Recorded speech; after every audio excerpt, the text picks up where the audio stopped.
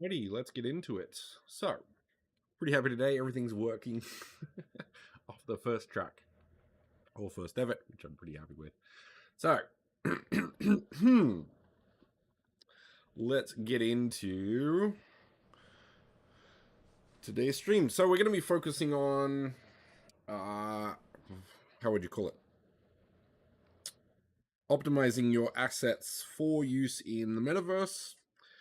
Usually, the metaverse is WebGL, VR, mobile, all of these sort of locations, destinations, that affects the ability for that particular device or asset to render your assets.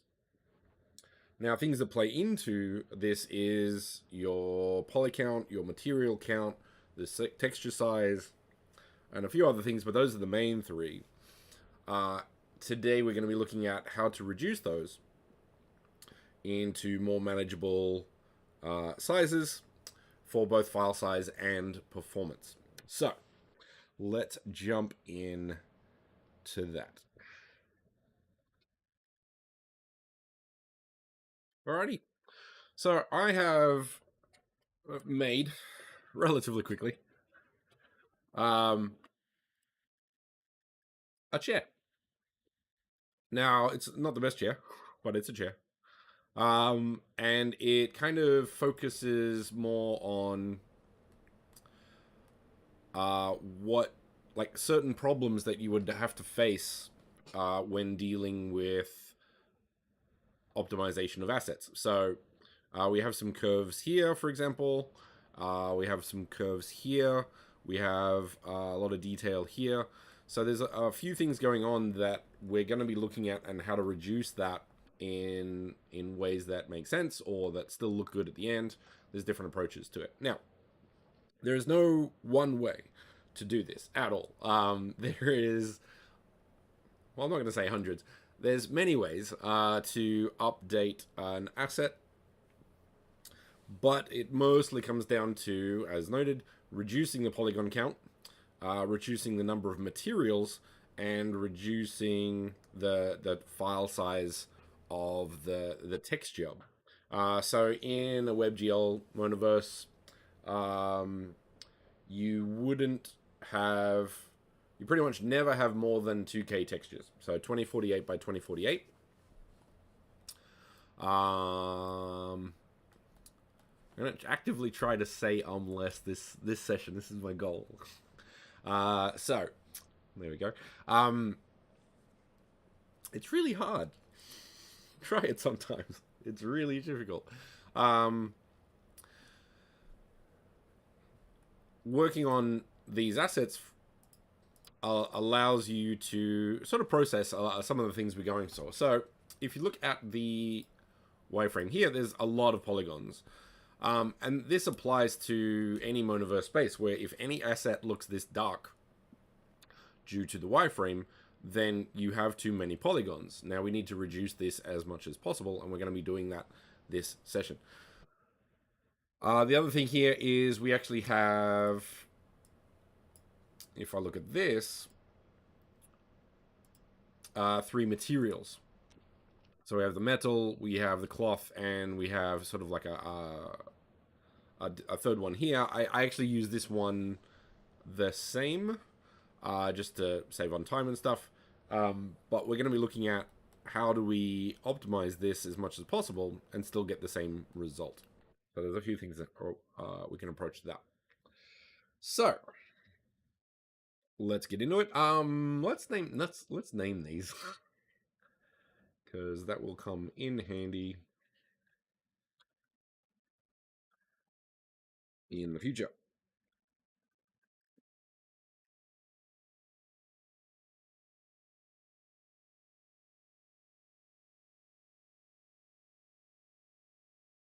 That said, how is everybody today? Busy creating, doing cool stuff?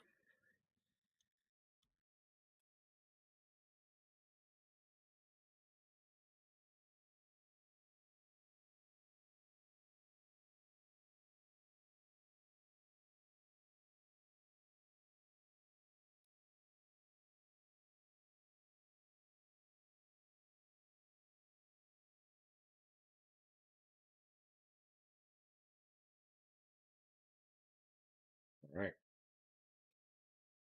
So we have our asset.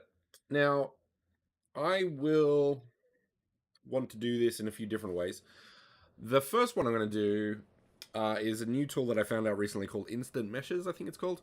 And that uses a really pretty optimized result. I don't know if it'll work well with this, but we can find out. So in this case, we've actually got. Let's do this. Now I'm going to make that not selectable. Can I do that? I think I can. This one. So in Blender, if you go up here and turn on what I just turned on, restriction toggles, so the selection tool there, I can make any asset not selectable. So for example, this one, I can't grab it as soon as you turn that off, which is quite useful. So I'm going to do this. I'm going to say I get this asset from a colleague. They've spent forever on this, and they've made one asset. Now, as noted, this is not ideal because of that. So we're going to look at ways to reduce this. Now, for instant meshes, we actually need to export this as a .obj, actually.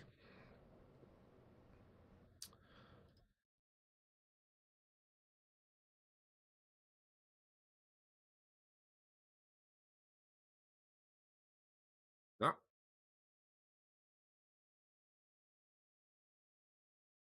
Now, what we're going to do first is actually open up instant meshes.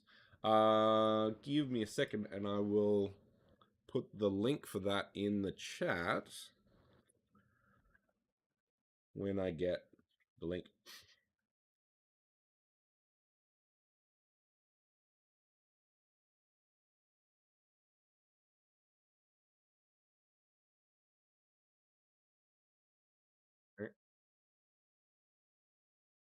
Okay. So this is going in the chat. Yep.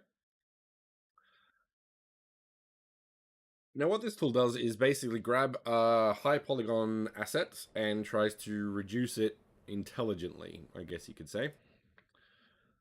It takes PLY and OBJ.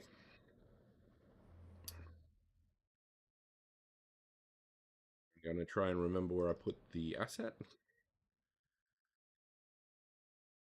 Okay.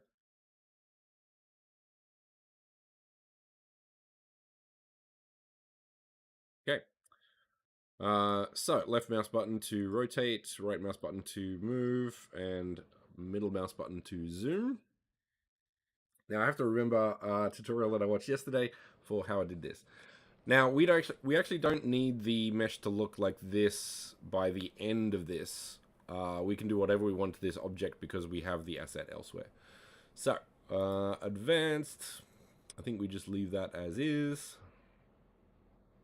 Yeah, that's fine. Quads we want, that's good. Poly count. Now this is a sofa, so we actually probably want this to be pretty small. Let's go about 5. I believe we can go solve. And what these are the kind of guides in regards to the way that it will approach a retopology. So this actually looks pretty good in the directions for what we're sort of going for. This could be a little bit better, and we could maybe adjust these. So we'll look at that in a second. I think we can do that. Yeah. And this is kind of what we want, right? We want the squares to be this way. We do want this to be straighter, most likely.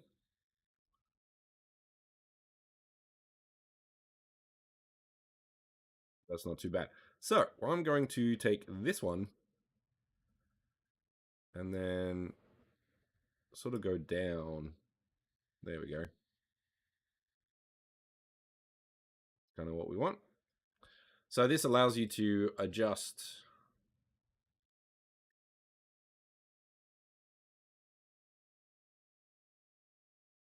the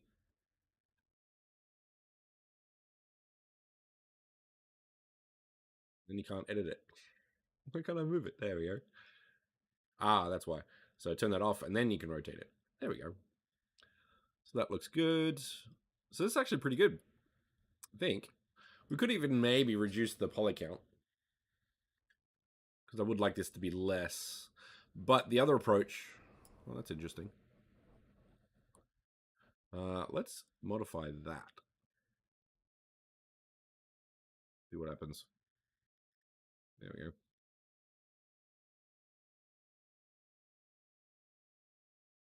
Like it's a bit wavy, but that's okay. We'll see how that goes.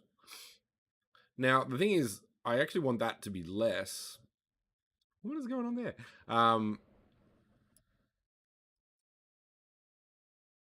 But we can actually edit that with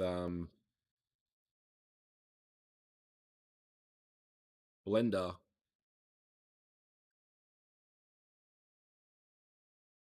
We can clean up things, of course. So we'll be doing that. See, that's perfect. The other thing is we could actually grab this and then put it over here. So there's, as I said, many different ways to do it. But that looks pretty good for now. So let's go.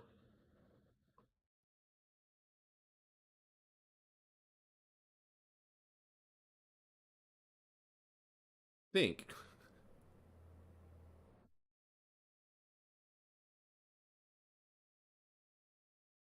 See what happens. There we go.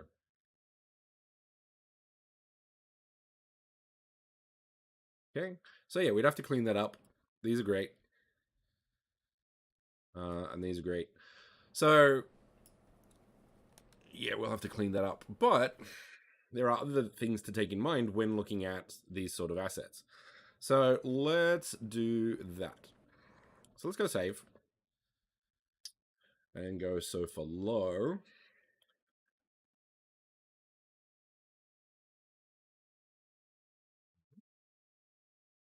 Reduce that for now. Reduce that for now. Reduce that for now. All right. So if we go back to Blender or your 3D asset creation tool of choice, we can import the asset that we just created. So for low. And you can already see, for example, this is 25 meg versus 564K, which is good.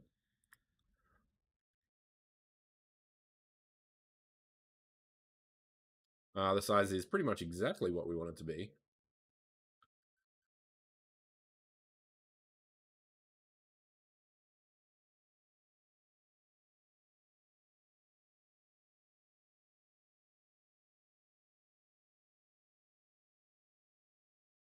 Okay, hang on.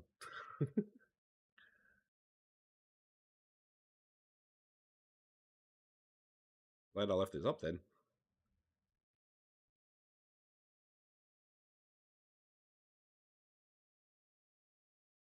Save. What? How? What? It's 200K.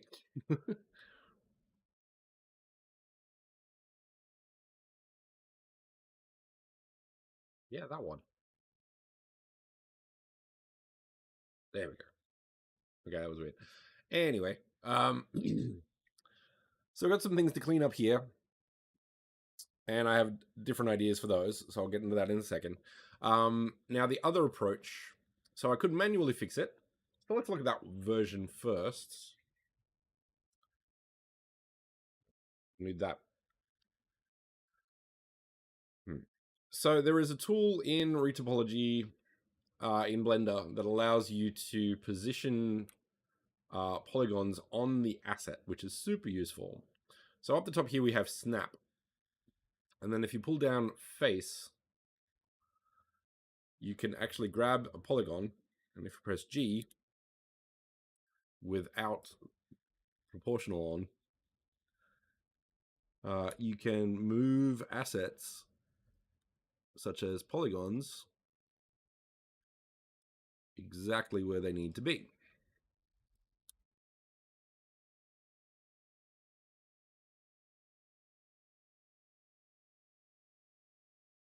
Go with that. Now it gets a bit messy. And you'll notice that sometimes there are missing things, but that's easily fixed. So if we just press K, we can go snap to snap, and then we have access to that.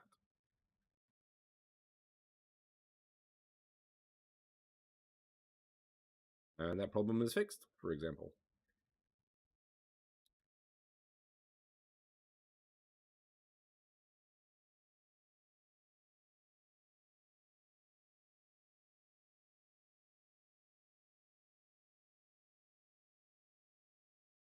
Now, if you wanted to, it would be very easy to sort of move some of these a bit around, so you get sort of that more of a smoother effect there. So this tool, the snap tool, is basically the fundamentals of retopology.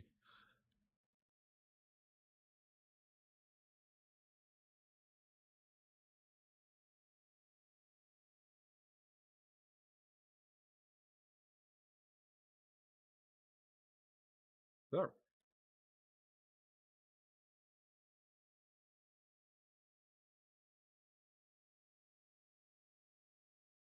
now I believe it's split edge slide. Yeah. So that allows you to sort of move things along a bit all together if you wanted to. Useful tool. Now also, if you click on a vertex and then press G, it will snap to where you want it. So instead of dragging it around, you can just sort of snap it quickly to where you want it to be.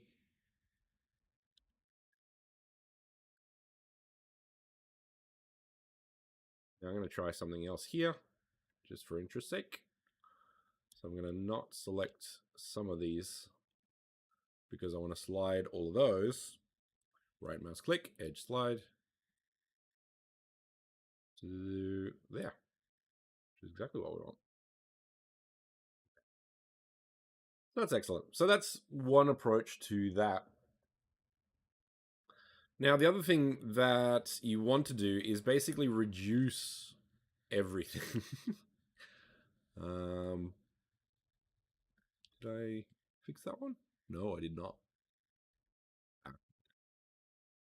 So I'm just going to do that one as well. So K for knife. Add that. G that. And then move that down there as well. Much better. Alrighty.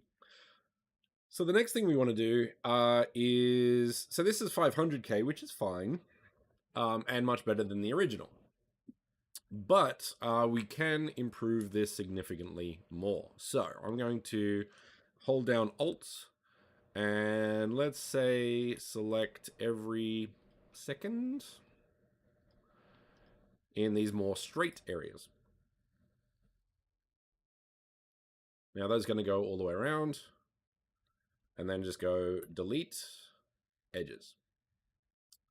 And you can already see that it's much cleaner, which is what we want.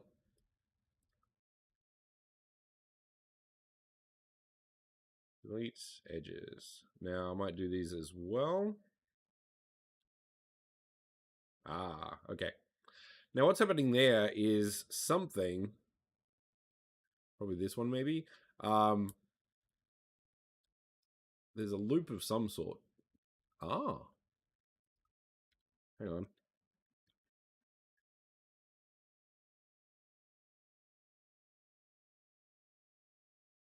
Ah, my bad. So, my apologies. Delete and then dissolve edges. Now the difference there is, yeah, that was a problem. So my apologies. Forgot about that one. So what happens is if I just delete that edge, it doesn't actually delete the vertex. So if you go delete dissolve edges, then those will be gone. So that's what was happening there. So we can try this again. Dissolve edges. And these ones as well. Yeah.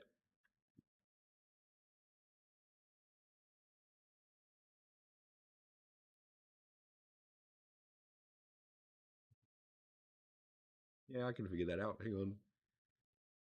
It's not one we want to take. That said, I'm actually going to get rid of that one. Because you're not really going to pay attention to things down here. So I'm actually going to delete that one as well.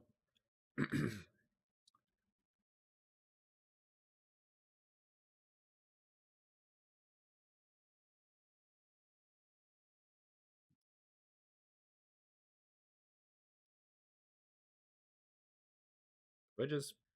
And as you know, like the vertex, not vertex, the silhouette doesn't really change that much, which is what you want. We could probably even get rid of these ones.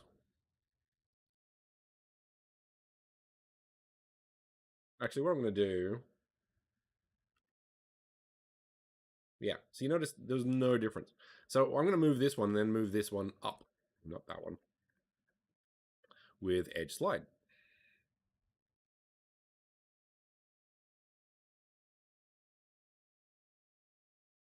Now, why is that? I'm wondering. Edge slide. Yeah, so because I had snap on, it wasn't working as well as I'd like. Let's move that one down a bit. Nope. Edge slide.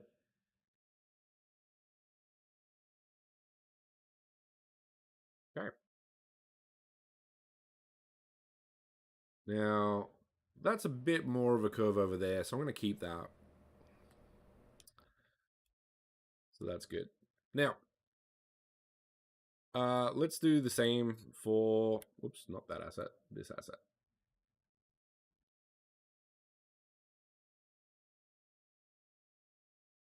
Now, it gets a bit messy down there, so I can clean that up before removing it. So let's do that.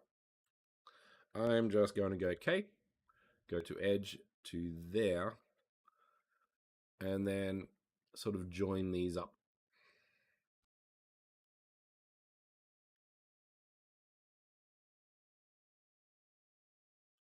Now, because this structure is actually very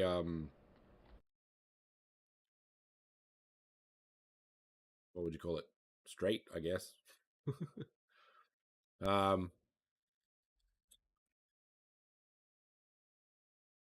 We actually need to get rid of a lot of these assets. So these ones down here as well.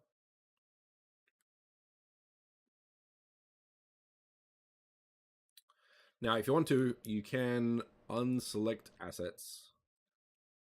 So if I hold shift and go like that, it'll just get rid of these ones, which is kind of where we want to go. But first I'm going to actually get rid of this one.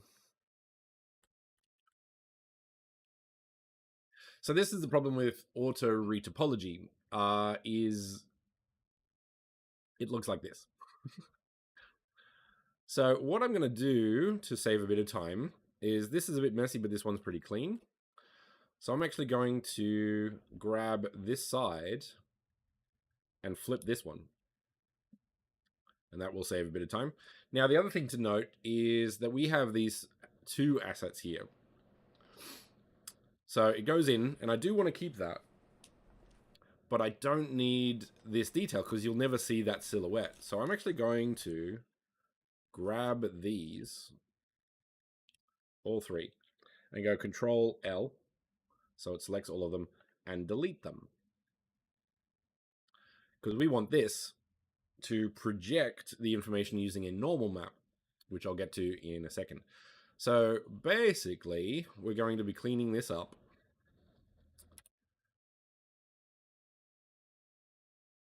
So scale X0, just to make that flat. SZ0, just to make that flat.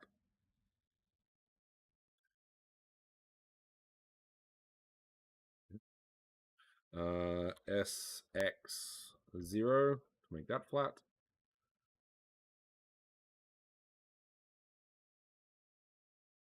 Hmm. Yeah, we'll leave that as it.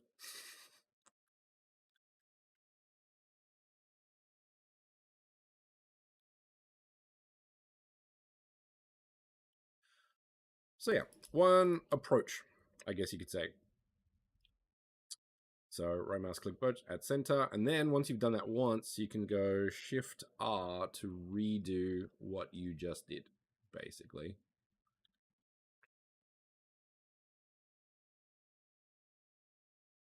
I'm going to put that over there at last. And then I'm probably just going to get rid of this line. Dissolve edges, like so. We'll get to that in a second.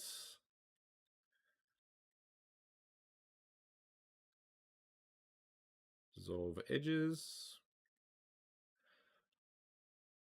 And we can kind of do this for all of them because we're talking about a straight asset here. Don't worry about that. We do want this one though, so I'm actually gonna undo that one because this is the start of the curve. Get rid of that one as well. Dissolve edges.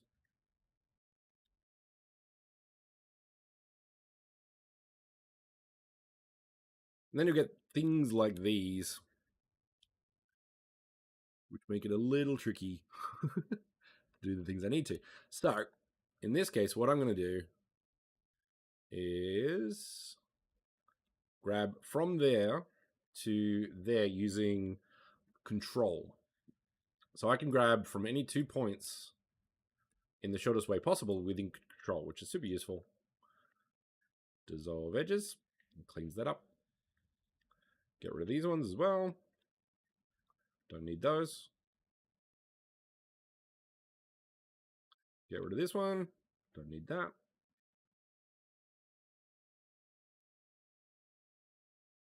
That's those. So I'm going to leave them for now. Going to join these ones. So we want these ones actually. So I'm going to join these down. Actually, no, because what I want to do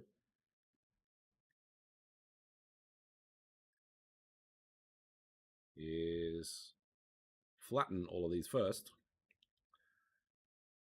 Once again, use control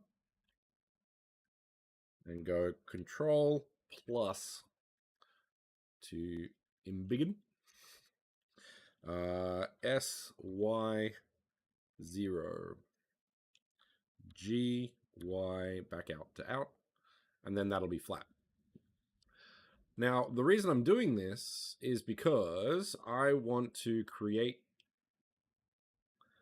the model, I guess you could say, GZ down to here, for the embedded area here, because with normal maps,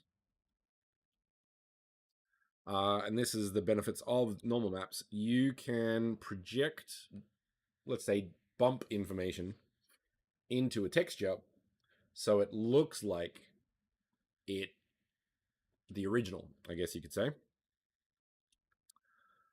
So let's see. I'm just going to get rid of these. So select all of these. Yep. But then go X-ray mode so we can get rid of them.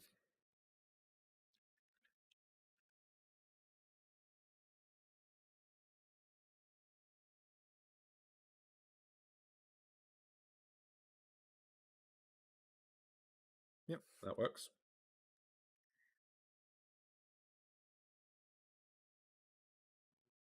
Get rid of those as well. These ones. Yeah. And that one.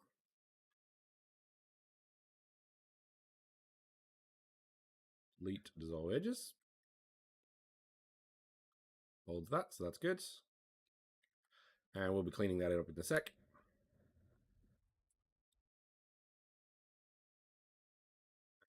cleaning it up right now.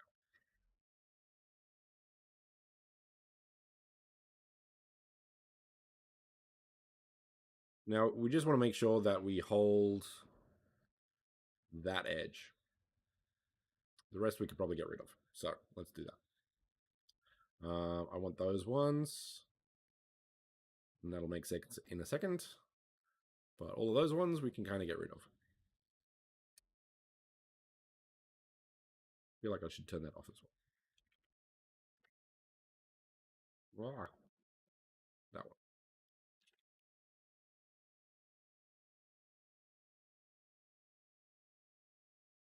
Okay. Delete, dissolve edges. Okay, now with these ones, we can, let's do this. I'm going to that, grab with control, and then just go merge at last.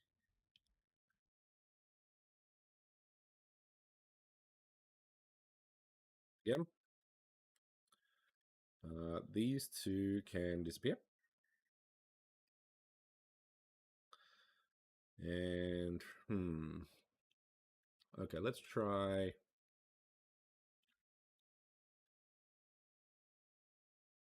Need that. Get rid of these ones.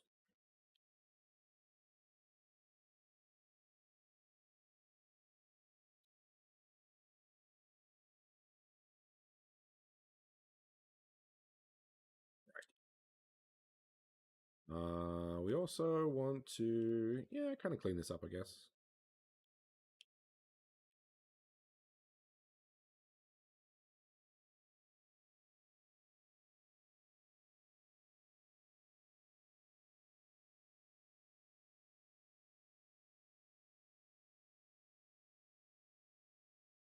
Yeah.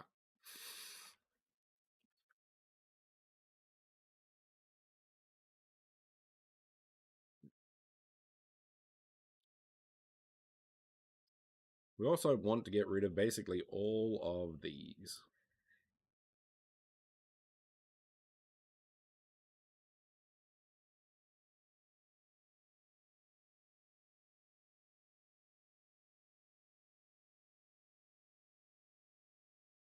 Not exactly like that.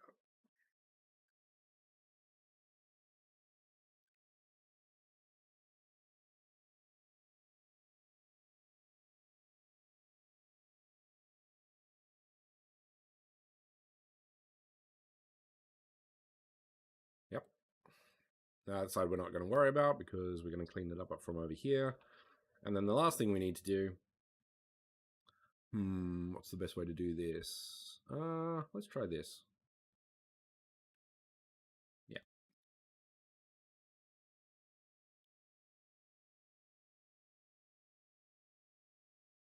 So what we're going to do here basically is inset this a little bit. And then move it in.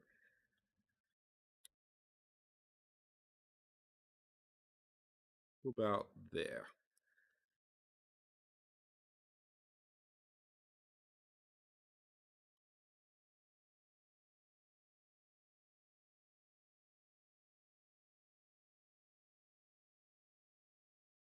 Okay. And we've got some other cleaning up to do here. But I'll look into that in a second because I have some other ways. Now, it looks like this has kind of messed up. And that's fine. We can always manually just move it back. So GX, I believe, to there. Now, what's happened is a lot of these assets will come in with blue. So if you go X-ray and just go right mouse click, clear, sharp. That will fix that up, smooth everything up. Just kind of what we want. The catch with that is you can't see what you're doing as much anymore.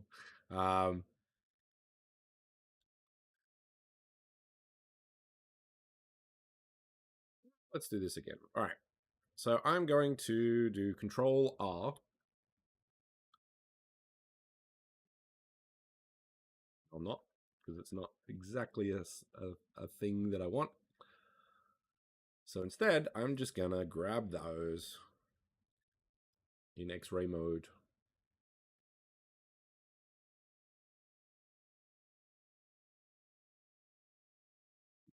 Minus, and then get rid of that. Delete faces. That one as well.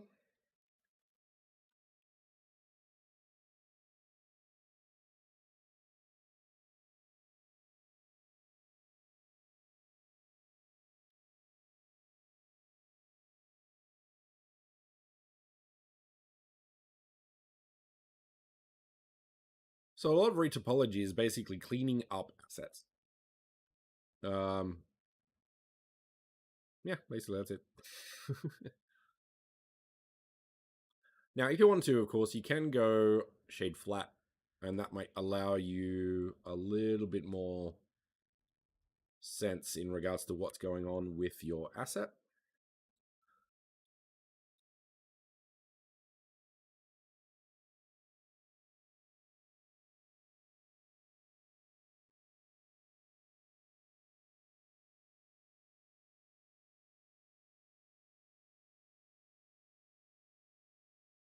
Still some assets in there we need to get rid of.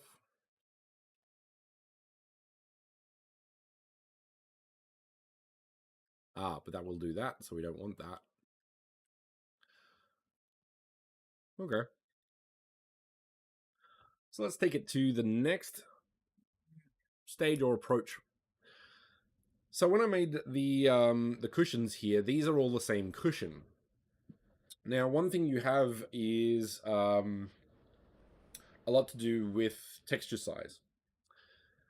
So if you think about it, we have in WebGL, you definitely don't want to have, say, more than a 2K texture, so 2048 by 2048. The only time you'll use a 4K texture in a Metaverse space is something with a skybox, which takes up the whole environment. And if you can get that lower, that's smart. That's better. Now the reason for that is each texture is about 2K, and each 2K texture is quite big. 4K is 4 times that. So the file size gets really big really quickly with textures. Now, with a monospace, anyway, you have 180. You have a maximum 180 meg for a space. I think that went up to 250, but I'm not too sure about that. I'm going to check on that. But 180 is a good amount, I think. Otherwise, if you're getting space to a country like Australia, which has bad, terrible internet, it's not great. So file size optimization, just to reduce the file size, is pretty important. But in that limitation, you also want the highest quality possible. So if we had a 2K texture with 4 cushions, that's a quarter of the quality that it could be if you use the following technique. So I'm actually going to select these 3 because they are not optimized yet. I'm going to delete those. I'm going to grab this one, Control L, and I'm going to separate it. So separate, selection. So that's that. And now we can rename them.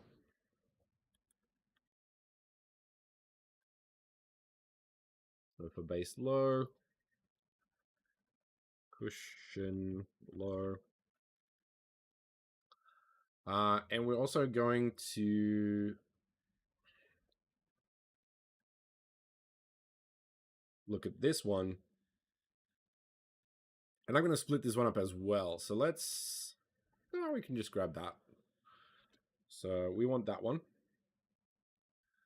Separate objects. We're going to grab those 3 because this is kind of like a waste now, but I'm going to keep them just in case. So separate selection.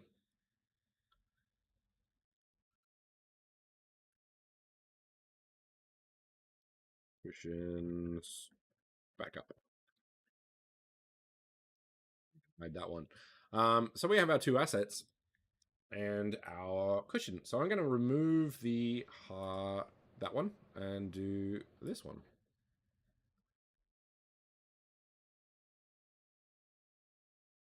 Right. And then I'm going to clean up some of these just a little. Just to get those corners nice. Make sure to put your snap back on. And it will snap on whatever's underneath it, basically. Good.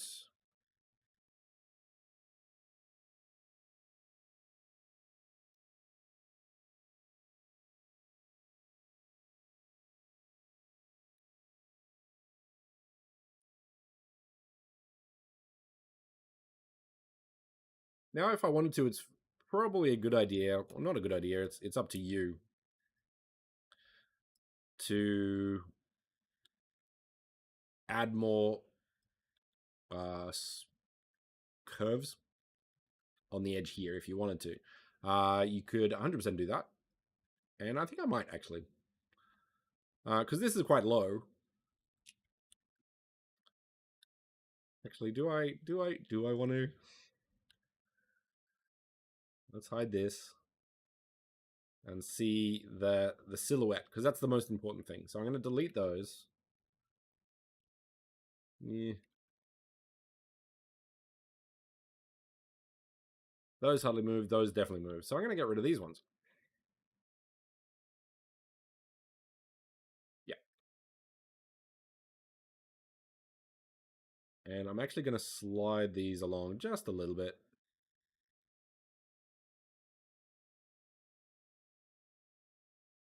Now it's going to be, yeah, that's fine.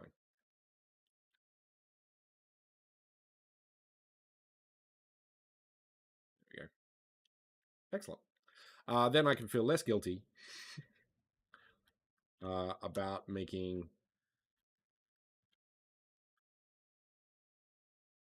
them elements here. So for this, we can just use bevel.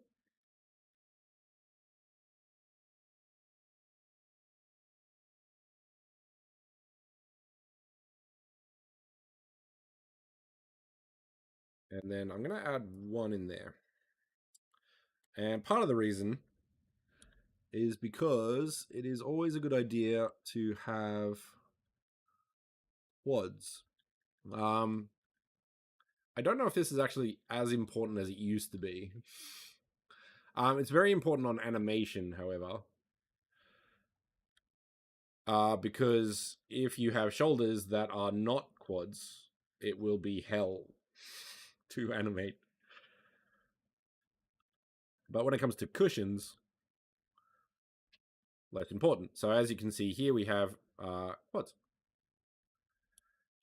And then I'm going to tweak these a little bit.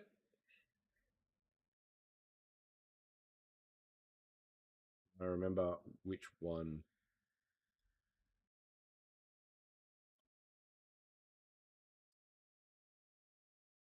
That was on.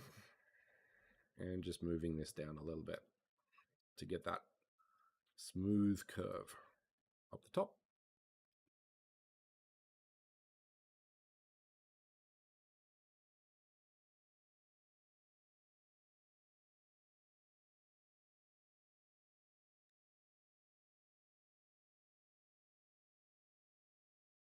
That looks a lot better. Now, I will unfortunately need to sort of go over all of these, clean these up. But I'm sure you get the idea in regards to different approaches to this. Now, a lot of this is not due to, but as I used instant meshes to sort of make most of the shapes, it requires a little, well, you don't need to do this, but once again, it depends on how optimized you want to get. I generally want to get very optimized. Because a space that runs well is just a delight to use in comparison to space that doesn't run well.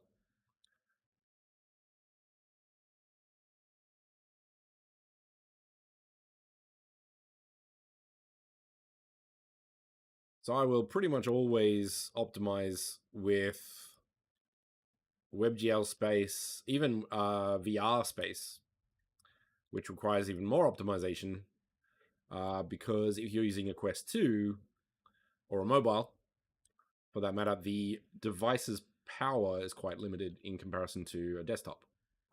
So it really depends on what.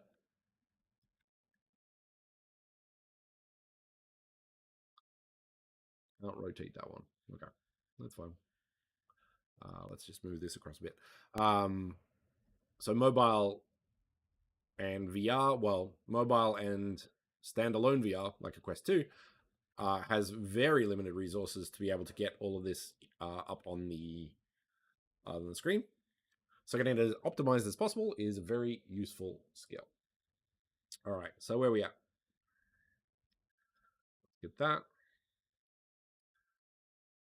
That's good. So it looks quite neat. Now, so what I can do is, once we have our meshes, where is it? That one. Okay, so let's clean this up just a little bit more.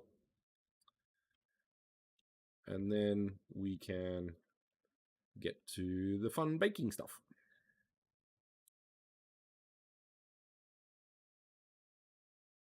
Let's go with this.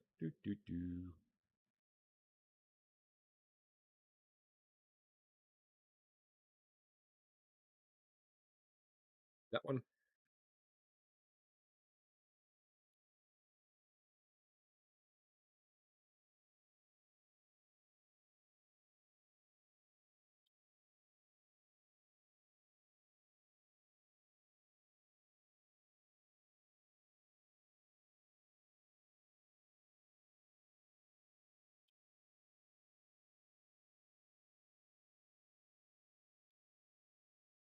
Let's get that to there.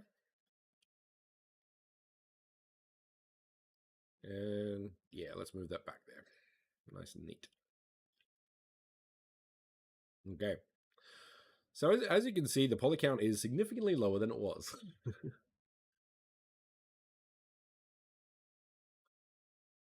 Now, what I'm going to do with this side is actually just SY0, flatten those, GY to the halfway mark.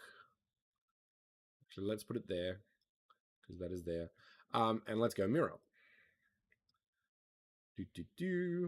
So over in the wrench with the modifier category, go add modifier, mirror, and make sure it's on the right axes, whichever it might be. Now, Z is actually that way, but I think because it's imported, there's that. And then we can just go GY into the center. Flipping on. So when it goes there, it's joined. Then we can go apply. Then we can just delete this middle edge, dissolve edges, like so. Okay. Now, what other things can we do? At this point, this is more than enough to adjust. But if I wanted to, I could put that there. Same with these ones. I really optimize. That's basically what it comes down to. And we also want to move that back. So G, Z, not Z, Y, nope, X, that's the one. Now, because the snap is still on, it's trying to put it on things. So we're going to undo that, turn that off, and then try again. There we go. So we want that very small. And the thing is, we also want this a little bit in. Now, I'll get to that in a second. Scale Z, make sure it's all on the level. Yep, that's what we want. And then we're also going to go Control A to apply all the transforms. So this is a 1-1-1. Hey Fox Yoga, how's it going? Welcome to the stream.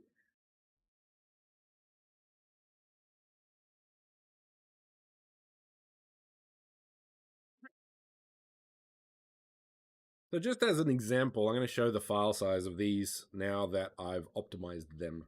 So I'm just going to duplicate these to show you. Hang on, what am I looking at? Why? There we go. Do that. Grab both of these.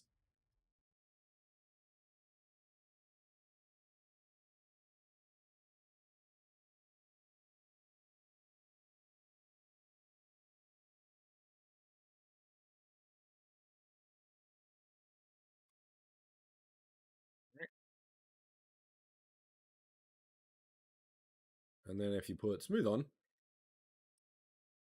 you'll have, no, what? Shade smooth, yeah, there we go. Basically, couch looks exactly the same. Hey, Pixel, you didn't say hi, man. Thanks for watching.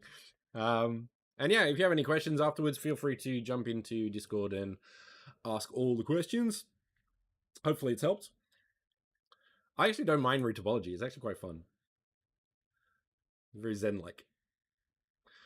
Okay, so let's do this. I want to save to show the different file size. Lower.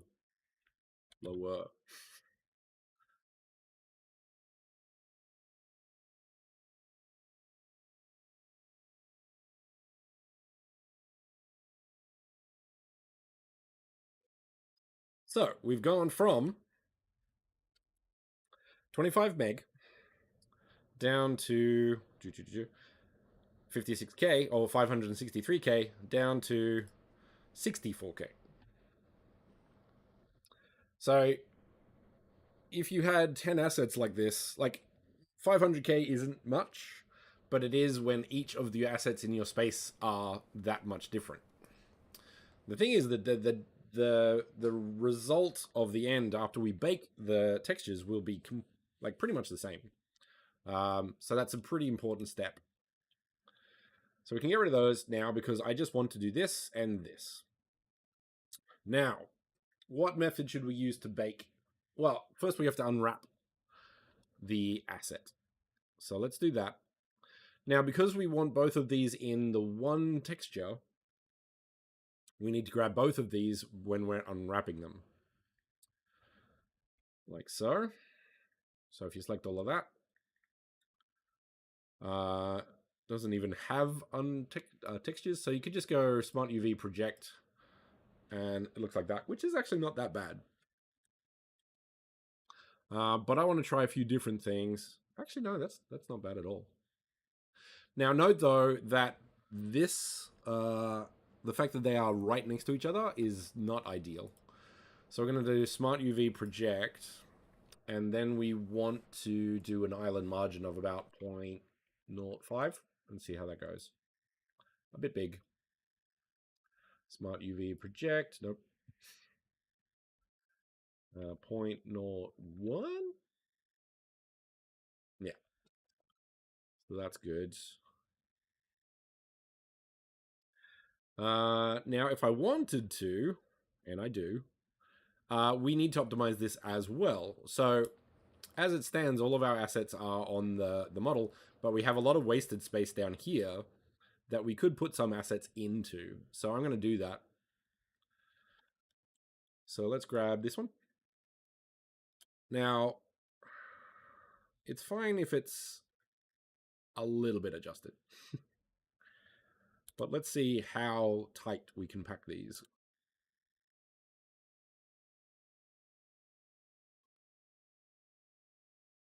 Ah, come on.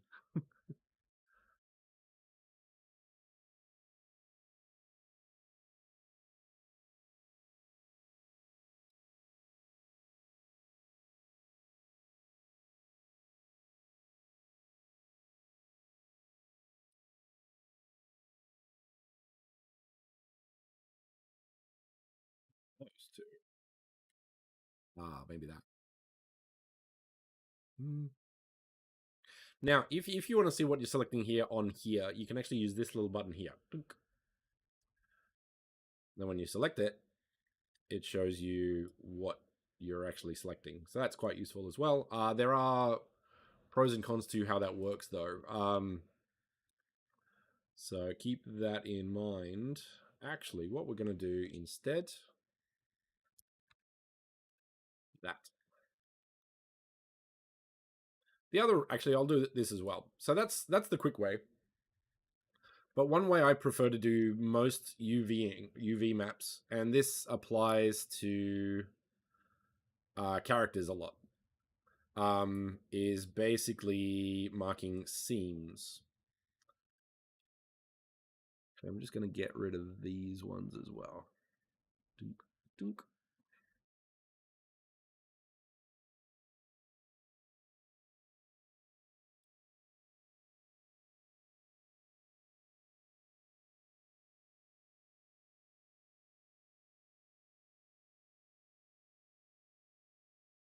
Optimize a lot. How optimized can you create an asset? That's the question. So what mark seam does is back to the point. Is basically if I was going to cut up this whole asset for the purpose of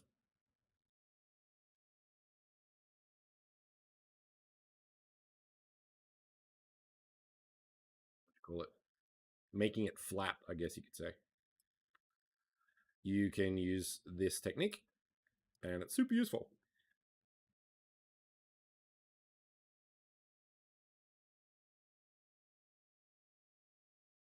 Now, notice how I'm doing kind of like it's kind of origami, I guess you could say. So this would fold flat and keep those things together, which is kind of what we want to do. Mark seam. And let's do the same here. Now, with seams, basically, you only want these to be on like in hidden locations. So I'm sort of going to put it at the back here because it's going to be less seen than the front.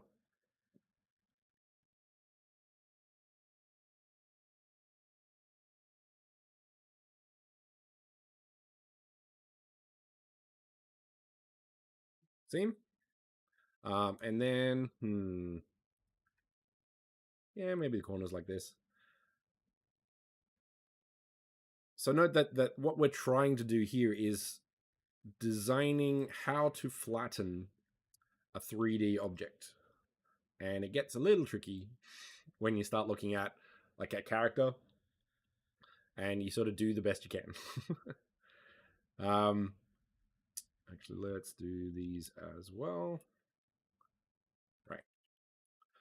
So when I go like this and then go unwrap, you'll notice that some of these, or most of these, are a little bit more together in one piece.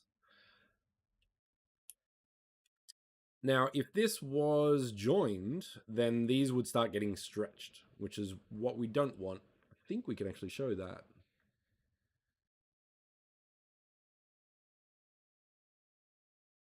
Thought you could. Maybe you can't. Maybe you can. So there's a little stretching here, for example, but if this is all blue, there's like basically zero stretching in our asset. So as an example, I'm going to actually undo this one. So we'll clear seam just to show you what we don't want. So as you can see here, there's more stretching than here because we have flattened it better. Unwrap. So now that we have this all together, we can start doing some reorganization again. Now, depending on if you're, well, how organized you are, you may want assets to be sort of closer together than what they're meant to be. So the cushion near the cushion, all that sort of stuff. Up to you.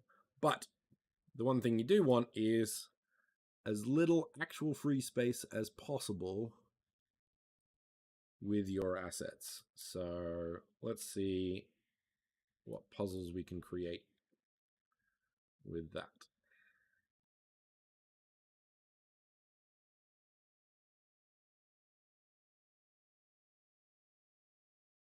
Now, small note, when you're unwrapping with all of these things, make sure, again, that your item is 111. If this was stretched in different ways, this wouldn't flatten properly. I'm also going to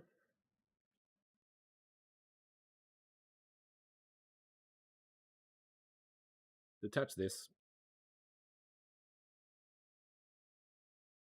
Make sure to move it afterwards. That didn't do what I wanted it to. There we go.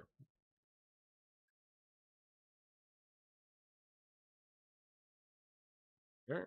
Now, the reason we're doing that is because we want to get all of these down small as possible.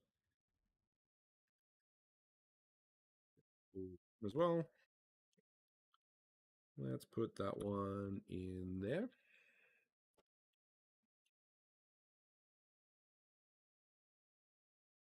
Hmm.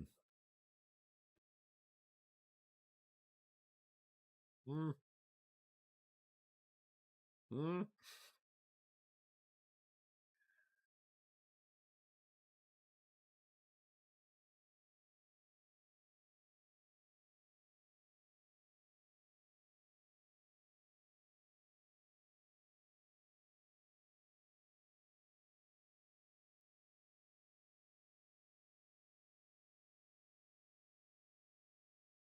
Oh, that was better.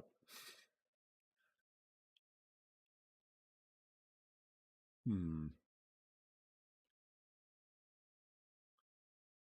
Ah, maybe. So close. Move that across a bit. Move that across a bit.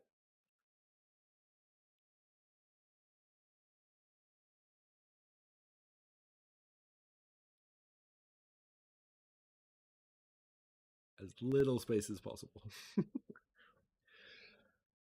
I mean, all right.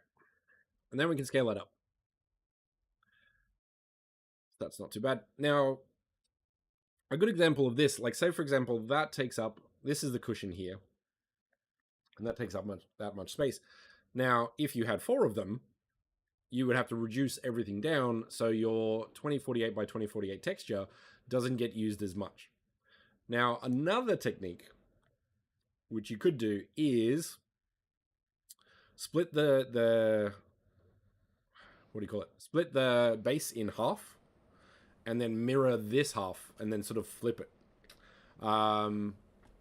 And that used to happen a lot with characters. If you had a character that had a right arm and a left arm that was exactly the same, you would take the one arm and then flip it, and that would basically allow you to double the texture space on the asset, which looks better.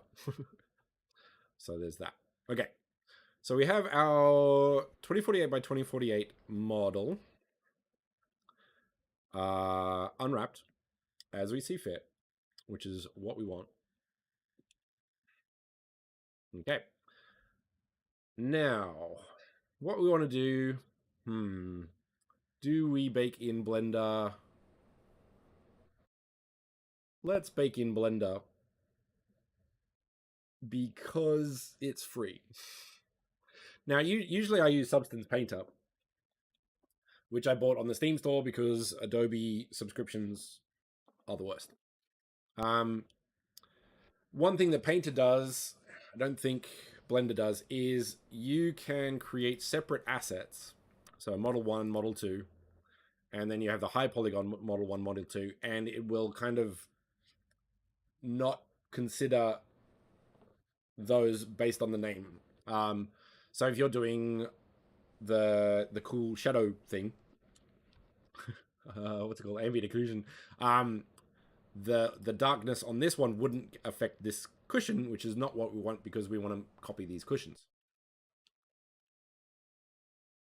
But in Blender, we're just going to Yeah. Press G. Select that. Press G. Hold Control. Eh? Why are you not snapping? Okay, fine. G, Z, and then put up to 0.5. Now, the reason I'm being specific with that is because I want this to go up as well. So let's go Control A to do all the transforms, and then we can do exactly the same thing. 0.5. All right.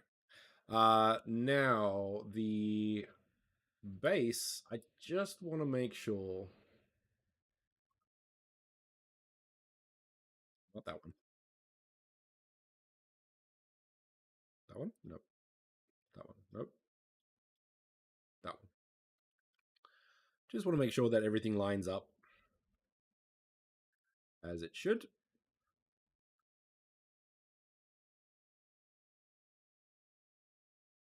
So just some final cleaning before we go. For example,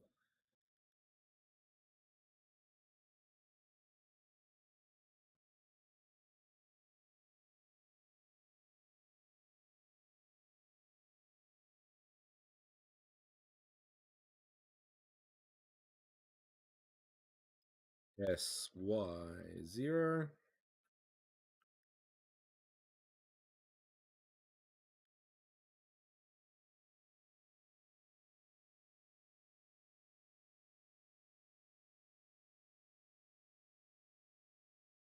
SZZ0. Move that up a little bit to there. These are not as good as I'd like them to be, so same again. And then basically just move them up to there. These are also a bit weird, so I'm going to go scale X 0, scale Z 0, and then they are aligned. Same with these ones.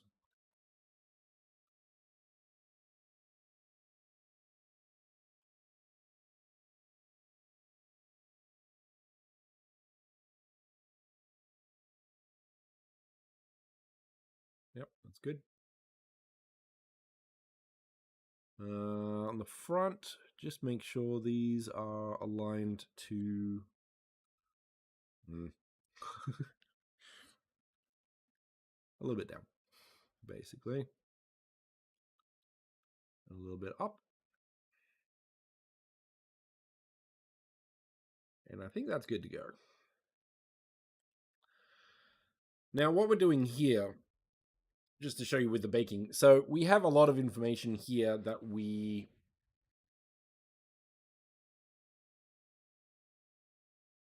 are going to project. The catch with projection is, how can I do this? I wish I knew grease pencil. I could do the grease pencil more. Not gonna work.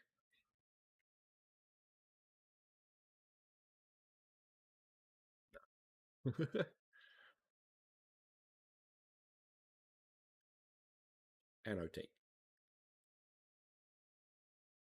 Okay.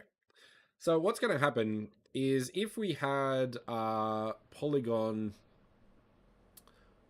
across here flat, for example. So let's do that. So if we did this,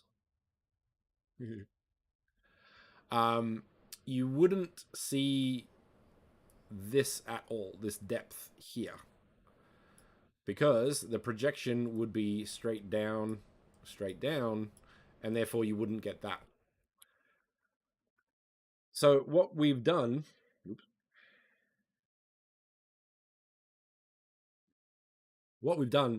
is we've actually added sort of like, is there straight tool?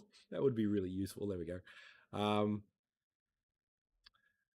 Is we've added a polygon that goes down a little bit.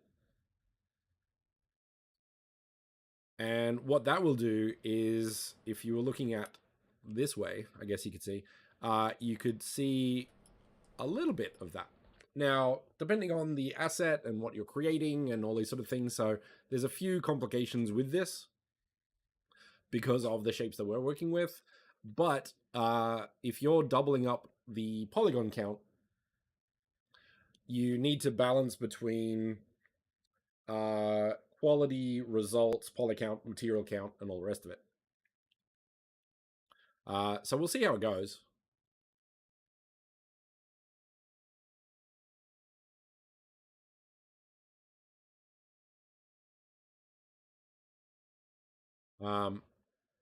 Semi-confident it'll look okay, but we'll see. The other approach is we actually do deep extrusion and just project this onto the this bit onto that polygon, if that makes sense. So you definitely don't want this kind of poly count going in, even in low polygon, because you got like 1, 2, 3, 4, 5, 6, 7, 8, and because it's curved, you want that more. Like that's a lot of polygons for like kind of not a very important graphic or not a very important element. So normal baking will allow you to sort of get most of the result with a much significantly less poly count, which is what we want. So let's get rid of backup. We want surface low and surface high. Okay, cool. All right. Now, the thing we want to do here is we actually want to join these two now.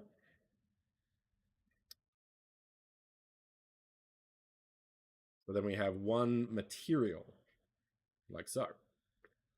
So let's go so far. So, just so far. These other assets don't matter. They can be as many as you want. So those two. Yeah. So what we're basically going to do is project the high polygon information onto the low polygon information.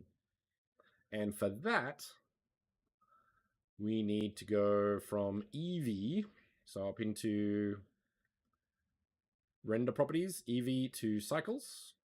Yep. And then down here, you'll have bake, which is kind of what we want. I'm going to change this to, let's start with normal. Cool. We also want selected to active. So basically, we're going to grab all of the high polygons as selected and then bake them onto the active. So that's what we're going to do there.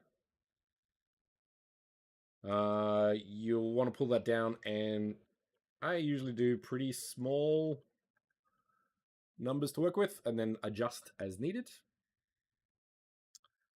And that's basically it. So, one, hold down control. No, is it shift or control? Doesn't matter. So control. So select the two high polygons, and then the low polygon has to be last.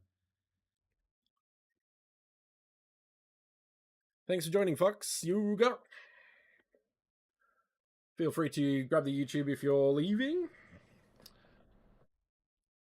And good to see you. Where was I?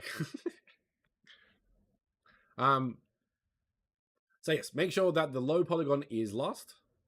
Now the last thing we need to do before this works is we have to give it something to bake onto, so a texture.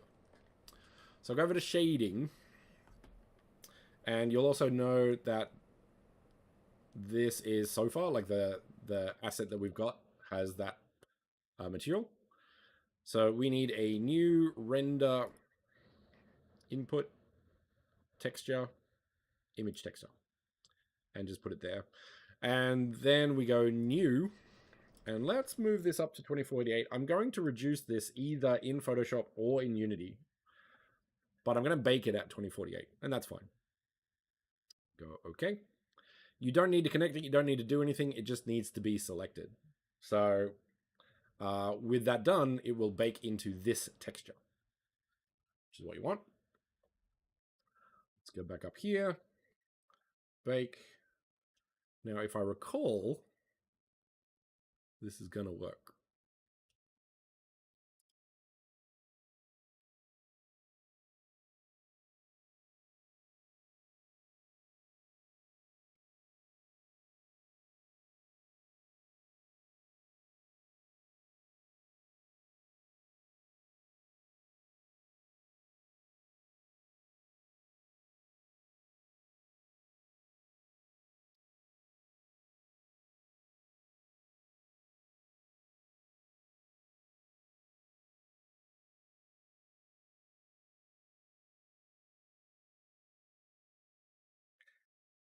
I always stop when doing intense things. I don't know if baking is going to cut my audio off or not. It takes a bit, depending on the asset. Okay. So we have our normal map. It did bake, but you can see there are some issues. That's normal. That's as part of the scratch. Because this is actually taking in some of the normal maps of the textures on the high-res model. So this is actually great because this is what we want to do. But you'll notice that there are some cuts here and here, a little bit here, a little bit here. Now, the reason for that is our extrusion and max ray distance is a bit too small. So I'm going to have to keep doing this until it doesn't do this. Sometimes you might not be able to. So it's a case of like manually doing it. But like for something like this, you definitely want to try and fix it as best as possible. So let's give that a shot.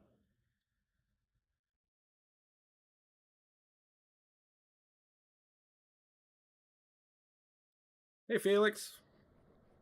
Hope I said that right. The little apostrophes above letters mess me up. Welcome to the stream. Currently baking our super optimized asset to texture.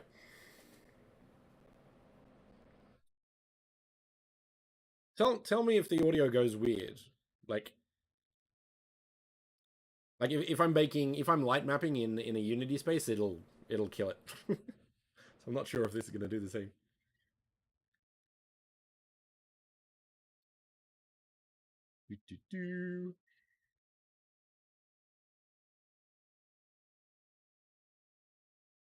Fingers crossed.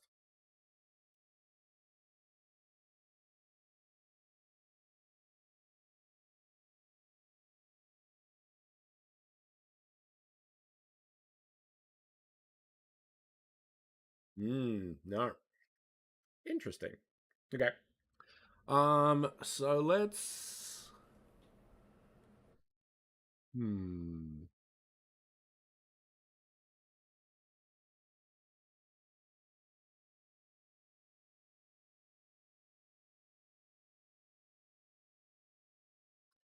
this isn't trimming yet.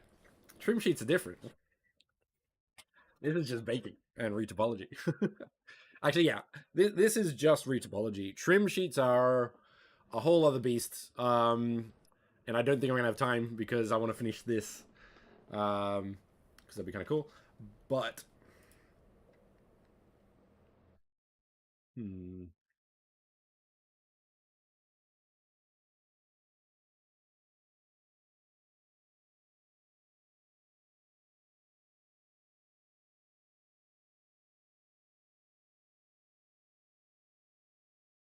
yeah, trim sheets is a whole different ball game. Would I use it for this asset? Probably not, actually. You could, but I don't think the advantages would be worth the effort. Trim sheets is kind of like. How do you explain trim sheet?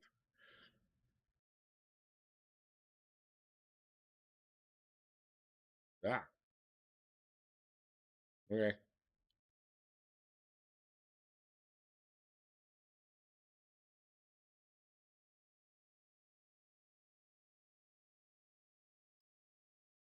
Yeah.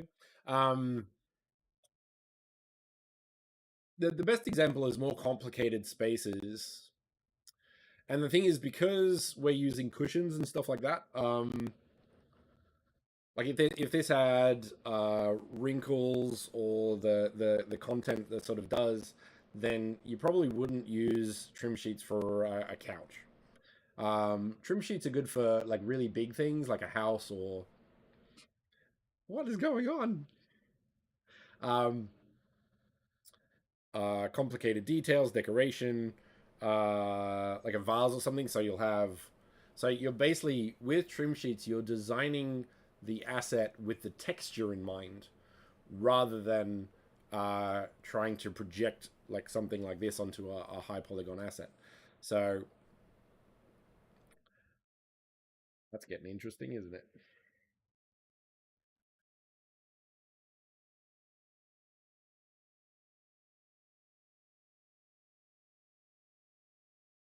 So yeah, trim sheets are special.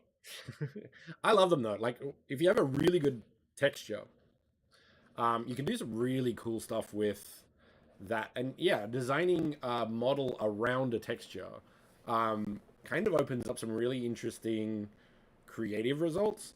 So when I was working on the Hex Gallery space, like a lot of the floor um, was flukes, for lack of a better word.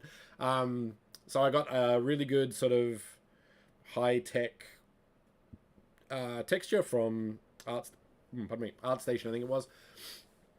And then you just cut up the floor and make a polycount in really interesting ways. What is happening? It's just slowly disappearing.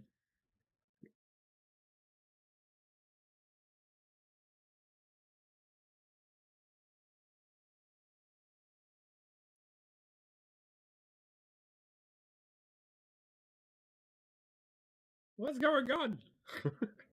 Anyway, um, so yeah, a lot of the walls, a lot of the floor, um, and especially with the hex shape, I came up with some really interesting results that I was quite happy with actually, purely by accident. So trim sheets are really fun to break things. I do have a tutorial on in the docs on trim sheets. Make a whole house with one 2048 by 2048 texture. So super useful.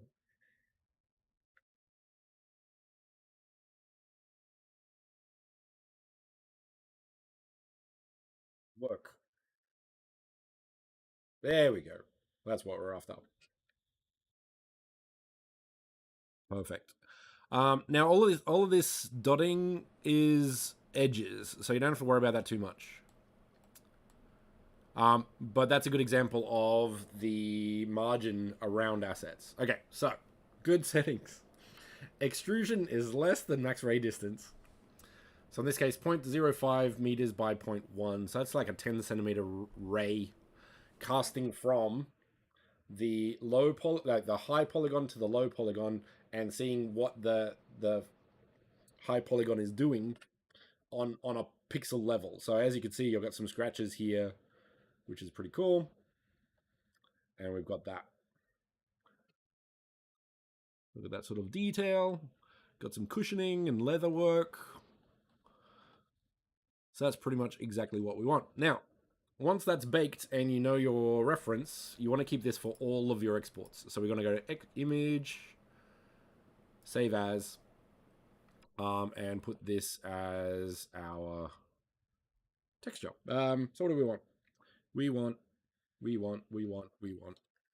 This is normal. So far, 0, 1, normal, PNG, done. Okay. Now the next one we want is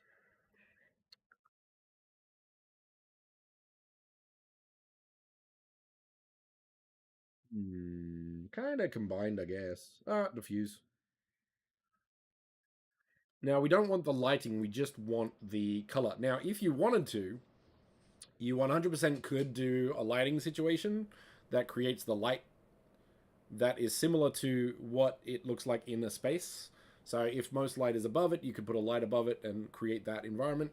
But I want the lighting in the environment to be the one running this. So I'm hoping this will work. And you can do that with turning off direct light and indirect light and just make it color.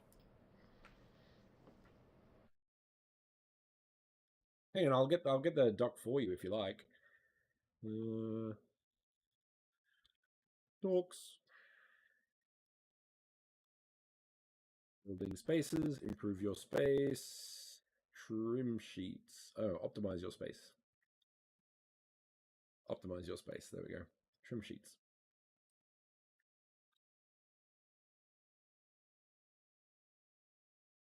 There we go.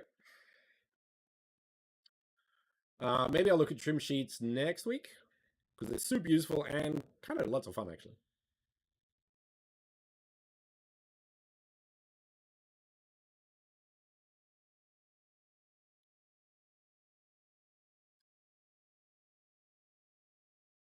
Right. Now the reason this is black, so you can see that the leather, so that's good. The reason this is black is because this is metal. And metal does interesting things. And we can actually do that. So I'm going to save that out. And even if it doesn't look like how we want it to, I can definitely edit that in Photoshop real easy. So that's fine. No issues there. So this is the diffuse. What else have we got? Now, because Unity doesn't use roughness, it uses smoothness. I could bake a roughness and then flip that in Photoshop. I'm interested to see what glossy does. So let's give that a shot.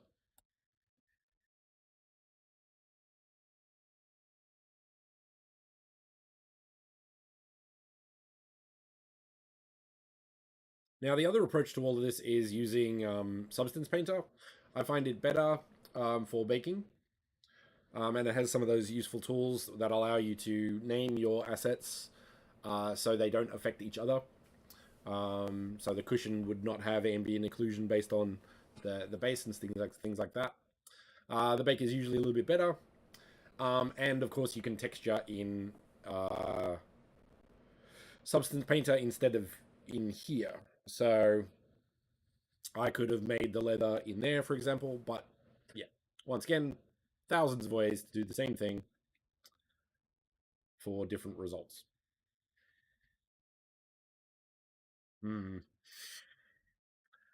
That one didn't work as well as I would like, so let's try roughness and see what happens.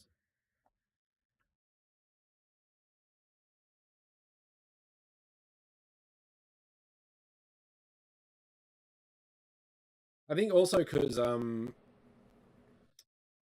Painter allows you to sort of export textures with Unity in mind. The results are usually better as well. Another one that is making a lot of waves and has good results is Marmoset Toolbag. That has really good baking as well. And some of them just cleans it up a little bit better. Different tools, some you pay for, some you don't. Blender's fine though, there's nothing wrong with this at all. Apart from the metallic and smoothness. So we can try and figure that one out.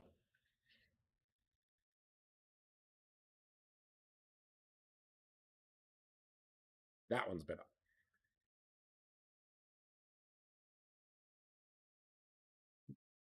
Yep, we'll take that.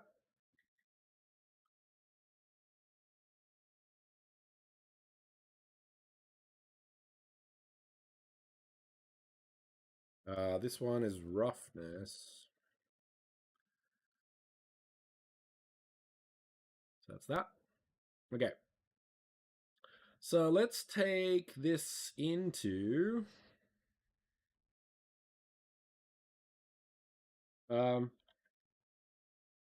Unity.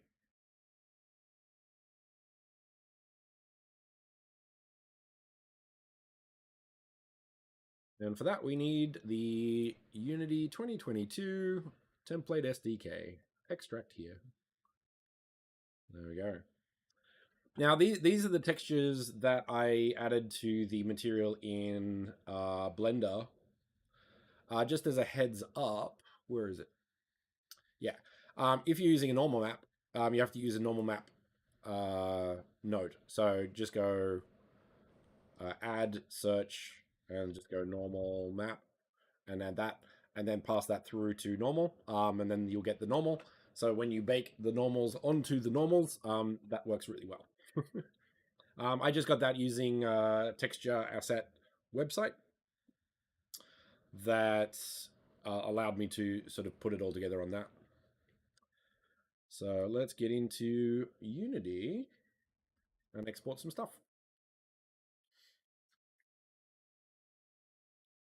So we have open the SDK we just installed. The SDK is the same as the template. Same thing, we're just updating the name to something more standard for these kinds of things. You could rename space that as main. I usually do, but for workshops, that 3-second saving is for your sake.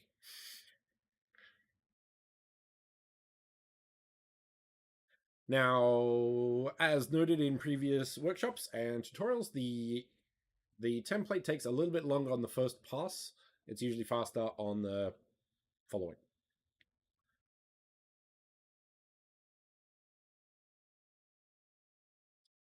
Once it's added, we can export our assets to it.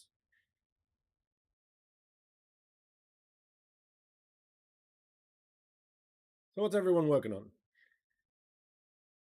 Who's excited about visual scripting? I haven't had a chance to play with it yet. I'm really annoyed.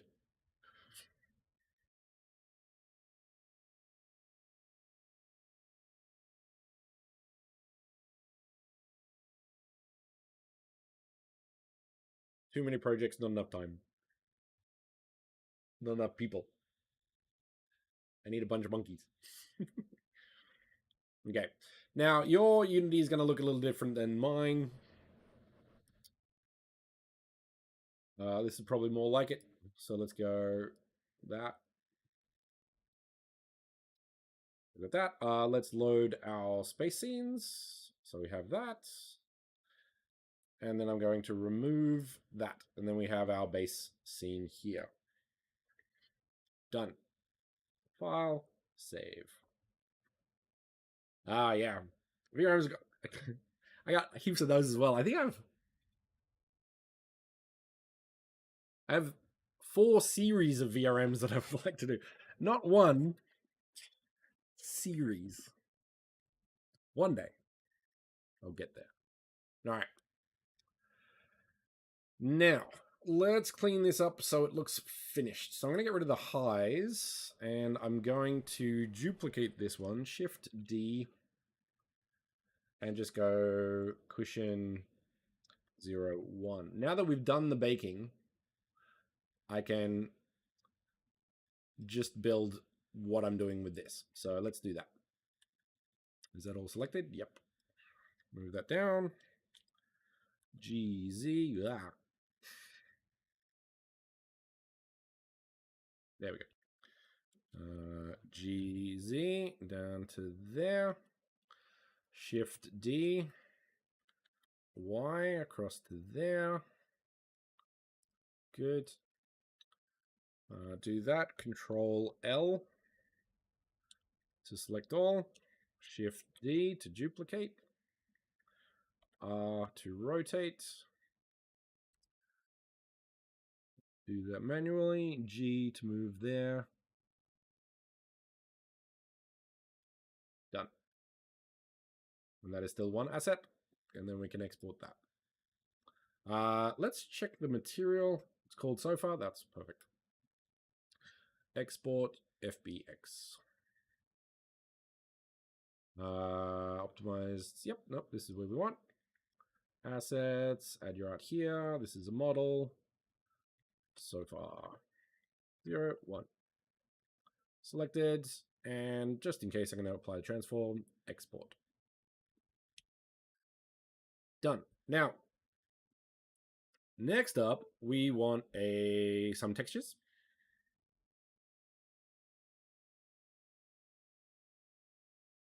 Yeah, there's a lot of cool stuff. I'm really like as the evolution of VRM is going, and also I think the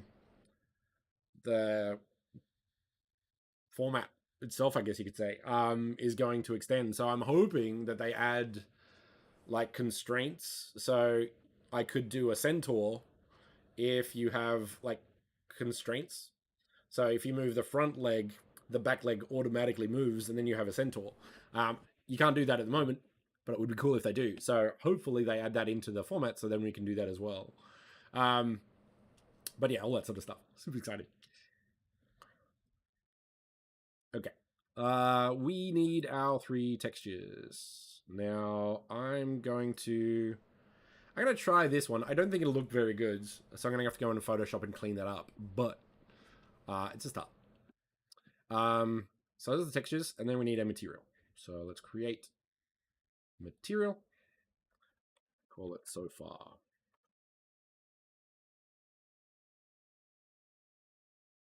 You're very welcome.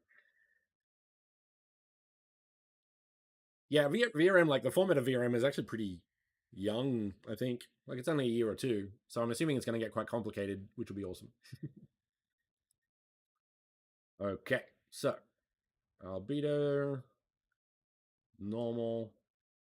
Uh, Note, if you have a normal map, it doesn't think it's a normal map until you fix it. So if you put it in the normal map slot, it'll come up with this if it's not set to normal. So you can just go fix now. The other option is click on the texture and go texture type normal map. Usually it's on default. So that's why that's happening. Let's give this a shot. All right. Interesting. Yeah, it's not what I like. The thing is, and this is a very annoying thing about Unity. I'm really annoyed that they did this. The metallic map, it's one texture, uses 2 channels in it for different things, and they kind of chose really weird ones. So the metallic level, which is usually 0 or 1, so something is metallic or not. You can adjust it, but those are the main ones. So metallic is on the red channel. So in Photoshop, on the red channel, that would usually be black or white. But you could do a little bit of tweaking there if you wanted to. And the smoothness is on the alpha channel, which is annoying. If it was on the G or B, that would have been fine, but yeah. And the thing is also, Unity uses smoothness, not roughness. Everyone else uses roughness. So there's that. All right, now that we have our material, we can go back to our sofa. Oops. And we can go to materials and drag and drop it there. That way, every time you put it somewhere, it'll look like that.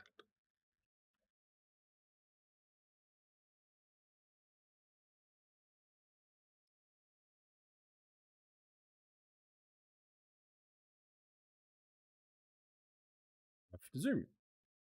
There we go. We have a couch. So as you can see here, it actually looks kind of great. So because it has that small, let's have a look. Back to this. Because it has that small dip, it allows you to see this detail.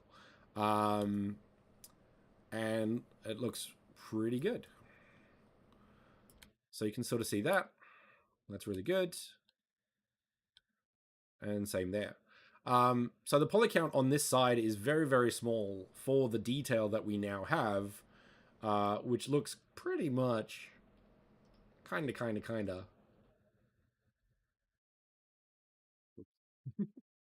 the same as this. And because you can't see the silhouette ever, like you can see the silhouette here, so the poly count does count on silhouettes. So the edge there. So you'll have that. And it looks like there's a. Is that metallic? I think that's the metallic. Or is that a seam? One of the two. I think it's a metallic. I think it's a seam. And this is a prime example of when. Is it? What's going on there? So it seems have the problem of cutting off things. So when you're baking, sometimes it's okay, but as you can see there, that it looks like it's smoother until you get to there. Now the reason for that is the normal map. So that looks good. Let's go to the corners here. That looks smooth. The edge doesn't, and that's fine because the poly count is, and that's why I added those extra ones there. But that looks fine. But when you look at it on the side, the corner, it looks really cool. But I do not like the metallic look. Unless you want a glitter glitter sofa. So that will come down to Photoshop. So let's get into that. Well, let's the other approach, and this is the quicker one, is to actually get rid of this. Get rid of it completely. So that already looks better. And then you have complete control over the smoothness, but it's all together, right? So that's a bit better, and that's fine. But this doesn't look very metallic. That doesn't look very leather. So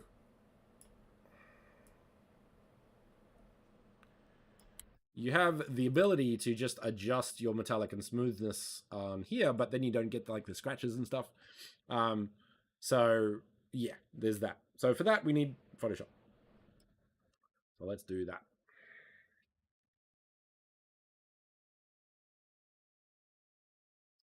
Now, once again, in in Painter, you probably wouldn't have to worry about it. It would sort of export it correctly.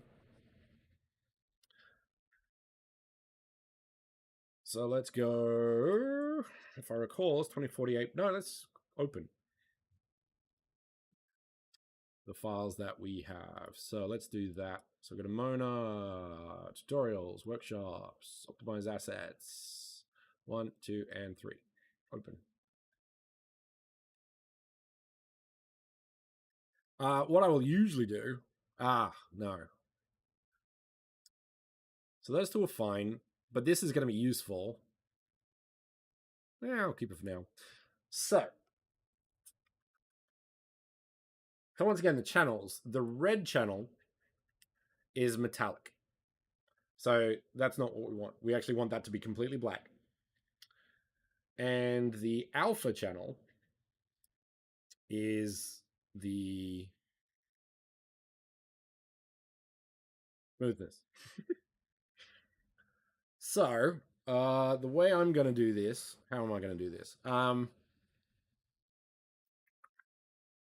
going to grab this, Control A, copy, channels, new channel, alpha, paste. Use Control, select that, do that, and then go that one. New thing, make that black because we want it to be metal. No, hang on.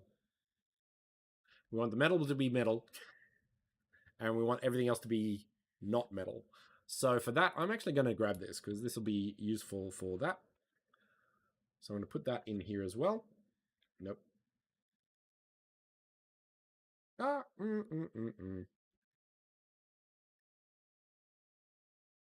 Saturation? Nope.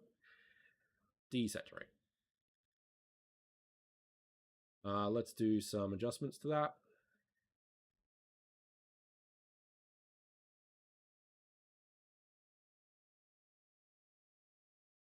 There. Okay, so that's the red channel, which is what we want. And if we get rid of these, because of that, theoretically, we have our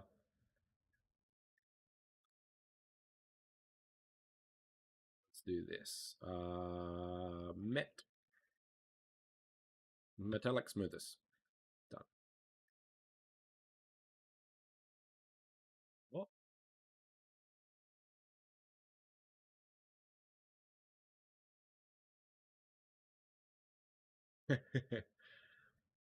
That's what rebranding will do.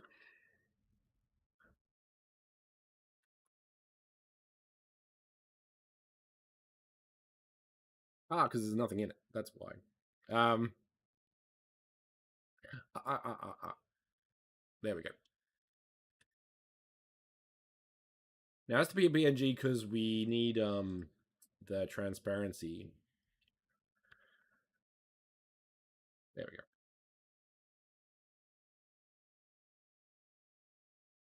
All right.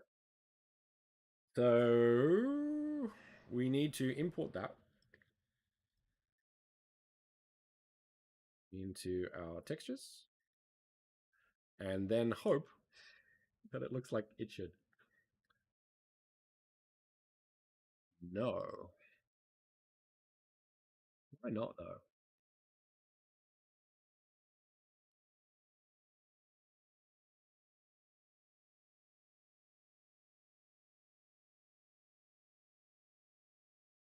I used the wrong one.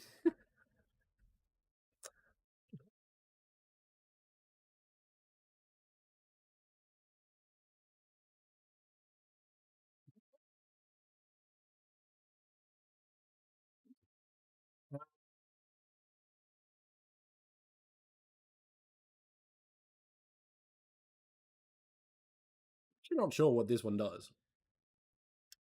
Let's see.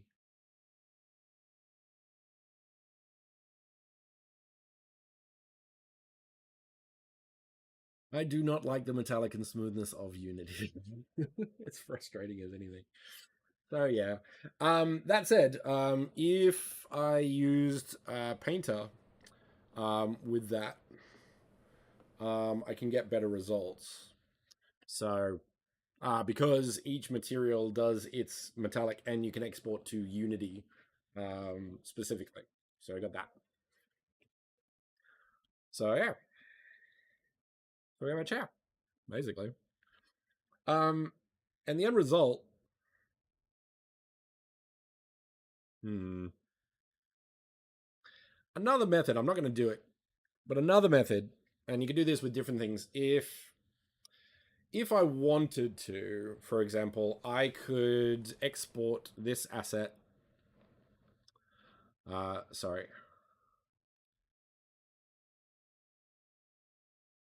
This asset with one cushion. I'll delete those. So if it was a high polygon asset, or it was a cushion that had a lot more detail, for example, or something like that, um, I could delete those three and separate those two. And then when I export it, the file size is very small. And then in Unity, I would copy these into a new prefab and then do that. That would make the file size even smaller still. Why not? Let's do that. um, so let's duplicate that again. Pull this cushion 2.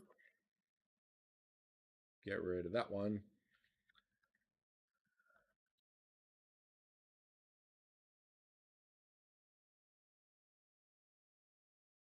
Control L to select those. Delete the faces. I'm going to separate this one as well because we want to duplicate it in Unity.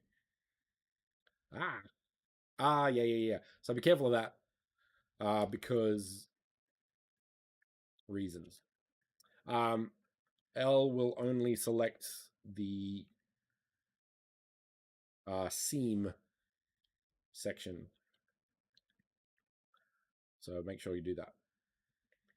And then Control L will grab all of that. Then we can separate that as two separate things. So let's just go, that's the cushion.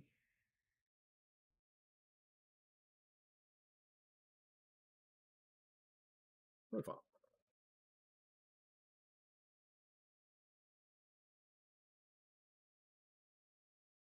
Just make sure they're all ones. So 111, 111. Yep, cool. What I might do actually. Hey Brian, how's it going? Welcome to the stream.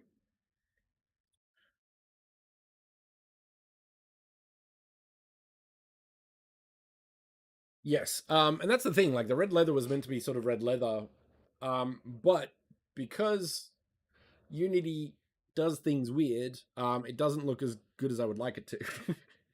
So I play without it in a second.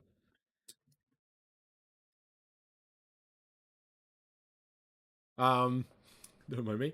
Now, because I'm going to be moving this pillow around, I'm actually going to move the origin to the center of the that way. That way, when I rotate it, I can sort of do it in there. I also want that to be at the base, so I'm going to all transform that. So when I rotate it, it's sort of in the center there. So these two origins are slightly different, which is what we want. Let's just name this sofa 2 and see what the file size is or the difference is. 2. Once again, go to that.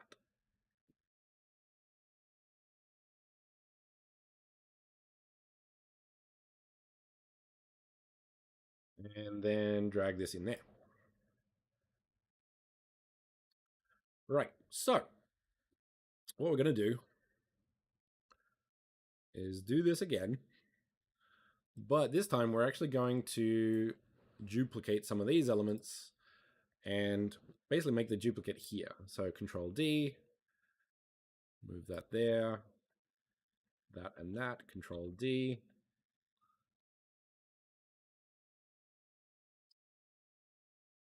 Rotate that to about there. Down. So we have our 2 sofas. And they look exactly the same. But what I can do then is if I go sofa and drag that one into the prefabs category. Yeah. Let's do that. Every time I drag that prefab in, it will look exactly the same. But the file size will be slightly smaller. Let's find out how small.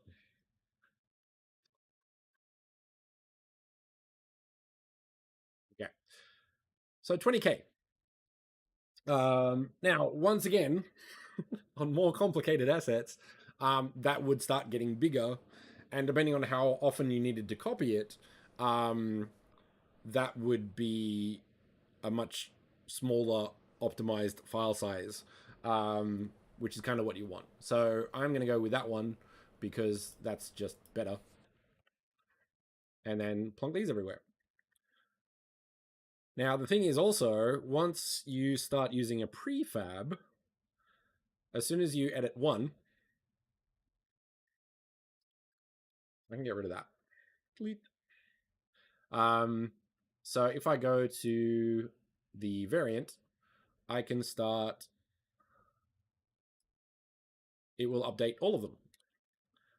Which is a super useful tool to save time on assets that are repetitive in your space. You can have subtle differences. You can adjust one, and then it just won't be. This will be sort of separate. But then when you go into this one, it's not in there. So once again, right mouse click, prefab, open asset in context, so where it is, or in isolation. I usually do it in context, so you can sort of see what's going on. So this one's modified, or for this asset, this is already modified, so that won't update. But I think that will, because that's the same as everything else. So prefabs allow you to do some really cool stuff. If you've got an asset that is a lot in a space. Now, when you're using prefabs, because you're duplicating it in sort of program in Unity, the file size of the mintable files and the playground files are much smaller because there's one sofa. All of these are just a little bit of information extra. Yeah, Unity's something. That said, every game engine isn't perfect by a long shot. But yeah, one of the most frustrating things for Unity is that metallic and smoother. I don't know why they did it that way, but they did. All right. So that's 2 hours of optimizing assets. A lot. So we went basically from, what would it be? So, okay. So the object, which is the high, so that's 25 meg just for that. And that doesn't include materials. So that would include these as well. So let's go one. I think I used the normal. And I used the roughness, I think. So that. So let's compile all those. So that's 80 meg. Is that all of it? No, 7 items selected, 80 meg, yeah. And we went basically down to... where is it? Hang on. This one. 32 plus... Nope, textures. So these are kind of 2 meg each. Now, these are too big.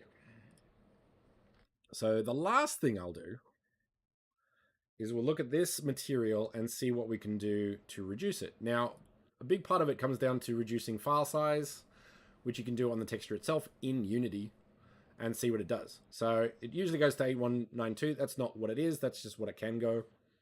And it's currently at 2048, which won't make any difference. Now, if we go to 1024, won't make any difference. If we go to 512, won't make any difference.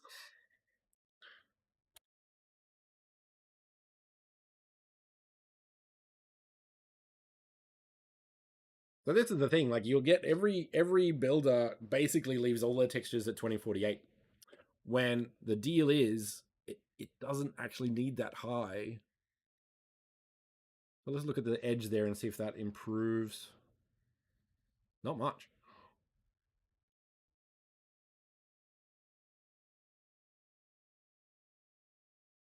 That looks better.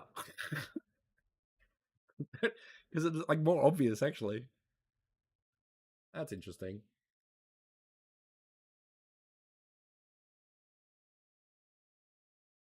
Okay, so you got that movement there. Now, actually, on that, I'm gonna leave it at 128 because I want to try something. If you go to filter mode and go point no filter, it doesn't do the blurring between some things. So that's quite useful. But that's sort of what we want. Let's see if we can get away with that. No, we can't.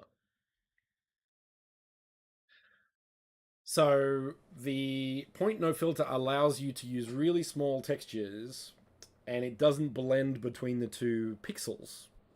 Now, it doesn't work in this space, but it could in others. So that looks fine. So let's do that.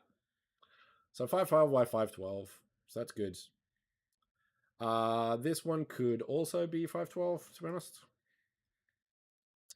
Normal map does need the detail. So if you look at these sort of thing, the scratches and stuff, like that's actually pretty important. So even if we go to 1024, it'll get a bit fuzzy. So I'm going to leave that one at 2058, and roughness doesn't get used. So basically, we've reduced these to 170k, 340k, and this one stays at 5.3 meg, but that gets optimized a little bit once it gets put into Unity.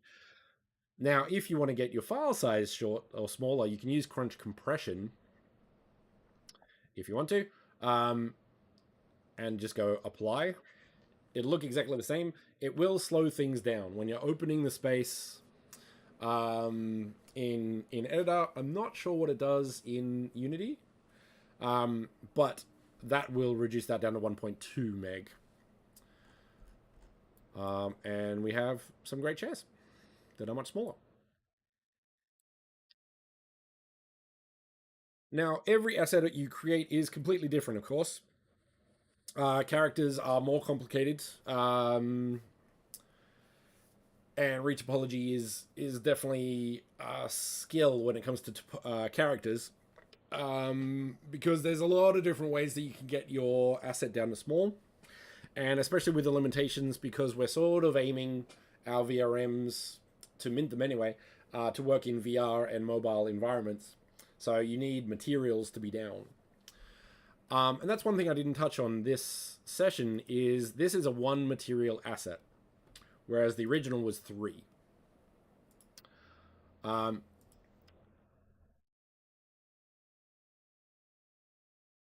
so with a material count, so each time, where is it? Where is it? Where is it? There. Each material. So in this case, we have one. But if we used one for each material separately, so we had a leather, we had a metal, and we had sort of a side plastic, that's three draw calls. And a draw call is a thing that the graphics card has to figure out to do. So if you had three different materials, that's three draw calls, whereas this is one, which is much better. Um, but once again, if you did this with a large amount of assets, your three starts getting like a lot more processing. Unity will do some optimizations for you. So if you have 10 assets with three materials each, it will create those 10 assets into one asset with three materials each if they're the same. So there are some tricks that you can do if you want to get into the optimization side of stuff. Unity does some of it for you, but there are definitely 100,000 things that you can do yourself, and we've definitely covered a fair few of those this session. So, quick overview. We used Instameshes to create our original, what would you call it? Low polygon sofa. This would probably be better with more sculpted objects like models and stuff like that. That said, we took this into Blender and cleaned it up to make it look good. So let's go to wireframe. So we did, let's get rid of that one, that way. So we went from instant mesh polygon count to optimized mesh polygon count, and it was quite easy to clean up a lot of this. Now, the other approach, of course, is to create the asset from scratch, which you could 100% do. But in this case, we went with automatic retopology, manual optimize of retopology. Then we did unwrapping it. We used single versions of this that are multiple to use the texture space in a more optimized way. Then we used Blender to bake it. And then we imported it into Unity. Then created a prefab. And this is super, super low file size and performance wise, which is kind of the goal. Both of those things. File size is great, but you also want the performance to be as optimized as possible, therefore reducing poly count, material count, and texture size. Done. Optimization out. Any questions from the chat?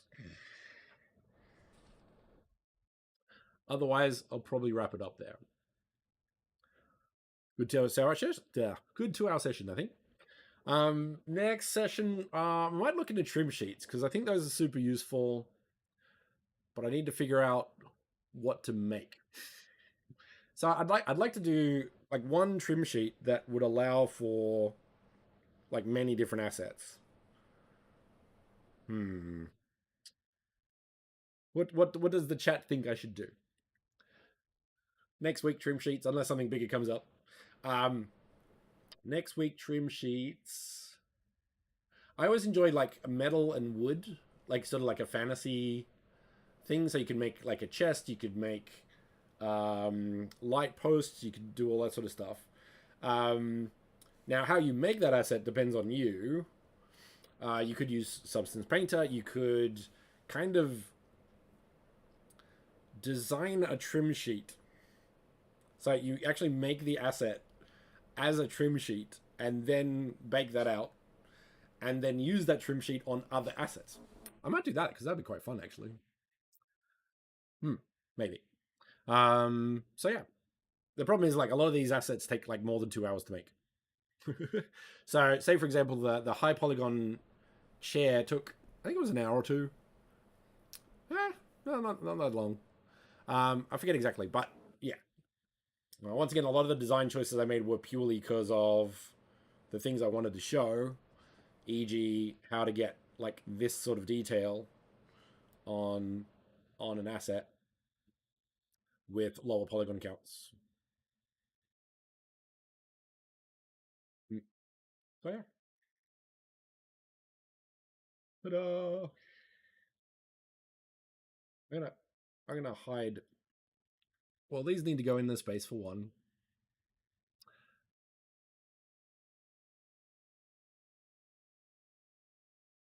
And hide the portal as well.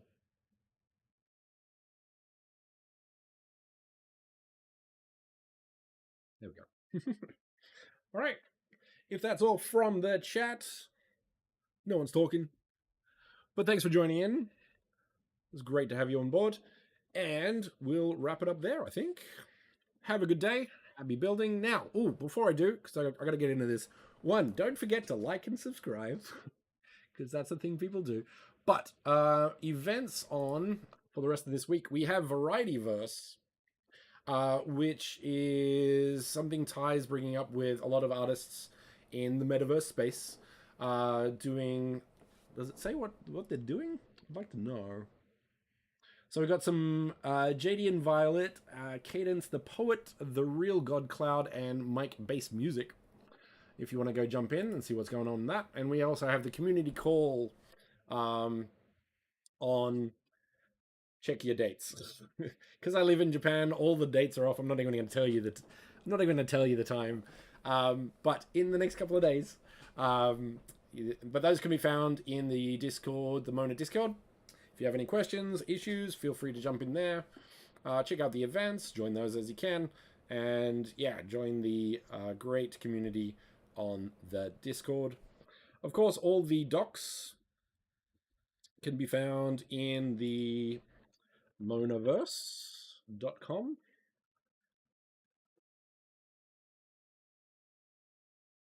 Under Explore, starts building, or just nope. Hang on, how it works. There we go. docs.monaverse.com. And we have covered a lot of this sort of stuff that we've looked at. So, today we looked at optimizing spaces. Have I got retopology? Maybe I haven't. Maybe I need to. Yeah, here we go. Optimizing your mesh, decimation, remeshing. So we looked at remeshing today. And as noted, the problem with remeshing is sometimes the results aren't exactly crystal. Different algorithms do it better than others. Um, so it really depends on what you're using. Blender does have some tools. So decimate with different settings there. Remesh modifier has some ones there. So different approaches to get your polygon down to as low as possible. That said, instant meshes, which I'll put in the doobly-doo below, seems quite a good one. And you can edit a little bit here. Some things are a little bit off, but once again, cleaning it up in Blender is a breeze, to be honest. And we also have... was this a workshop? No, I think this was actually a tutorial. Talking about how to optimize curved objects, which are the worst. Of all of the issues with retopology and optimization, it's curves. So this will go into a lot of that. And we also did a photogrammetry one as well with Paradox, which was a lot of fun. And yeah, trim sheets is here as well, basically taking one texture and creating a whole house. So this one house is made of one texture, which is great for draw calls.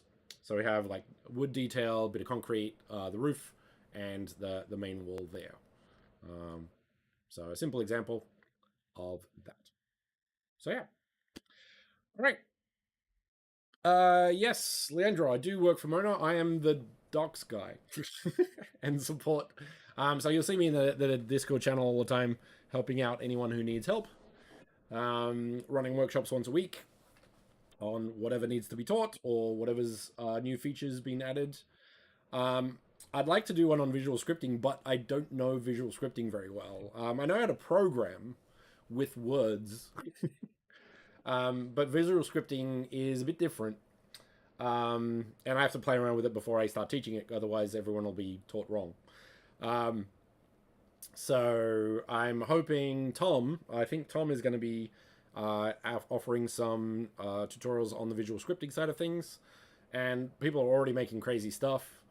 We have what is it, jetpacks. We have a kind of cubic pets that just follow you around and keep their eye on you. Um, it turns out you can do animation, like override animation on the character, all crazy stuff. And we haven't even started that because that was released. We upgraded to 2022 last week, I think it was. So on that, if you haven't updated your spaces to 2022, make sure to get that done. Okay. Well, good luck with that. Happy to get it all involved. If we could get everyone in the Discord and just make cool stuff, that'd be great.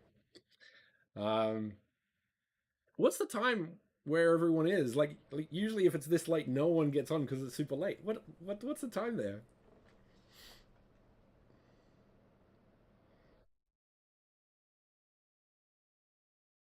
Yeah, it's good. Like they're very passionate people. They definitely lean towards the sort of um, the NFT space sort of thing, which is cool, like one of ones and all that sort of stuff. So there's a lot of different approaches to the metaverse, like spatial, hyperfi, sandbox, even Roblox. Like it also depends on what your version of the metaverse actually is. So yeah, basically, I think one of the best things to do if you want to get a good read on what the team is like is check out the community call. I think would be a good one. Yeah, because I think we have Justin, Matt. A lot of the team go to that. Okay, normal, reasonable amounts of time. Um, so yeah, here it's 1:16 p.m. So well done for staying up late. Although to be honest, I stay up until 2 a.m. So that's still early yet. Um, how do you learn this? What's this? Game development is a really big topic. That said, pretty much a lot of the stuff that I use has been brought up somewhere in the docs. And because I wrote them, they're all here.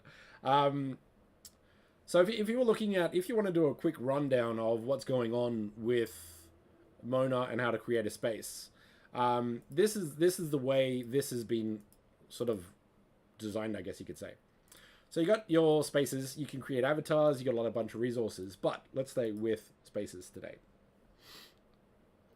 So building spaces, get started, is just getting started. So if you've never used the Mona space, or this is your first time, even if you're well known in Unity, basically the get started has all you need. Building in the metaverse is kind of an introduction to game development, especially for WebGL spaces.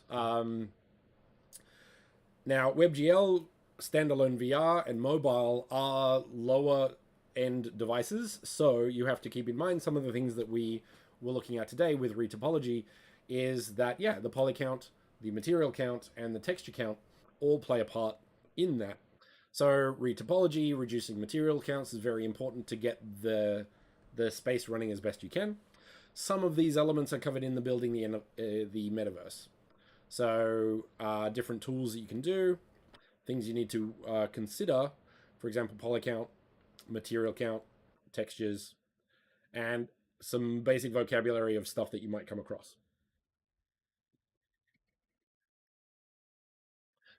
Just reading what you do, Phoenix, which sounds pretty cool.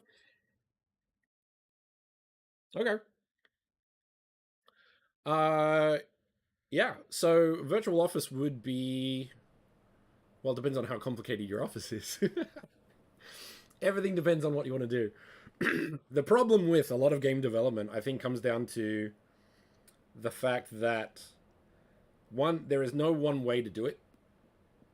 There's 20 minimum. There's no one program to do it. There's 20 minimum. There's depends on what methods you prefer to do. Like sometimes I like baking, sometimes I prefer retopology, sometimes I prefer just exploring. Sometimes I prefer sculpting, which you can do. But with sculpting, you definitely have to retopologize because sculpts have millions of polygons. So yeah, there's a lot of different ways. So back to the point here, building spaces. So the main categories are create your space. Create your space is the sort of minimum elements of creating things. So WebGL overview, space overview, and how a monospace works. Colliders allow you to not fall through the floor and not walk through doors. Some people would call them bounding boxes as well. So you need that. There's different approaches to that. You got your materials. Portals allow you to link to other minted spaces in Mono. Canvases allow you to put up PNGs, JPEGs, or GIFs. We also have, what do you call it? Streaming. So if you use LivePeer, you can sort of stream to a space very easily. Artifacts are things that have links, and in the future you'll be able to turn those off. So they're like optional assets. Custom skybox is good because everyone knows the default skybox in Unity. So make sure you do that one. Testing the space, so have a quick run around, make sure it all works. And then, of course, troubleshooting with problems you may have. So those are the basics.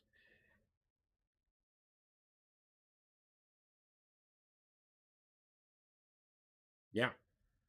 I think having a goal, I think, is super important because as fun as it is to experiment and figure stuff out, having an end goal allows you to try and create assets for that goal. If you're going into Unity or a monospace, and people definitely do this, it's like, all right, what do I want to do? And then just make it. It's more experimental. It's a bit weird, but it does take time. I think having a goal is always good. And having a goal that is aligned with your level of skill makes it less frustrating as well. So if you're just starting, make a simple office with a simple desk and a simple chair with simple walls and things like that, to get a feel for it. And then on the next one, do a slightly more complicated one and then just keep getting up. I've always found if I'm doing something new, aiming too high, you'll get frustrated and stop and never pick it up again. So custom personal tip from my own frustrations of building things in the past. Next stage. So we've got create a space. We've done that. Adding interactivity now has a few options. Now that we've upgraded to 2022, very recently, we have visual scripting, which allows you to do some cool stuff. Otherwise, you can use an animator with Reactor. Reactor allows you to control an animator in Unity, which allows you to sort of control which animations are happening and the blend between those. So it's super powerful and super cool. And the different triggers or events that you can have is if you interact with it, so press the E button, when you enter a collider or a trigger, or when you exit the trigger, or when you look at a trigger. So you can do some really cool stuff with that. And we have tutorials on all of that as well. Next up, we have some Mono tools, which are up here.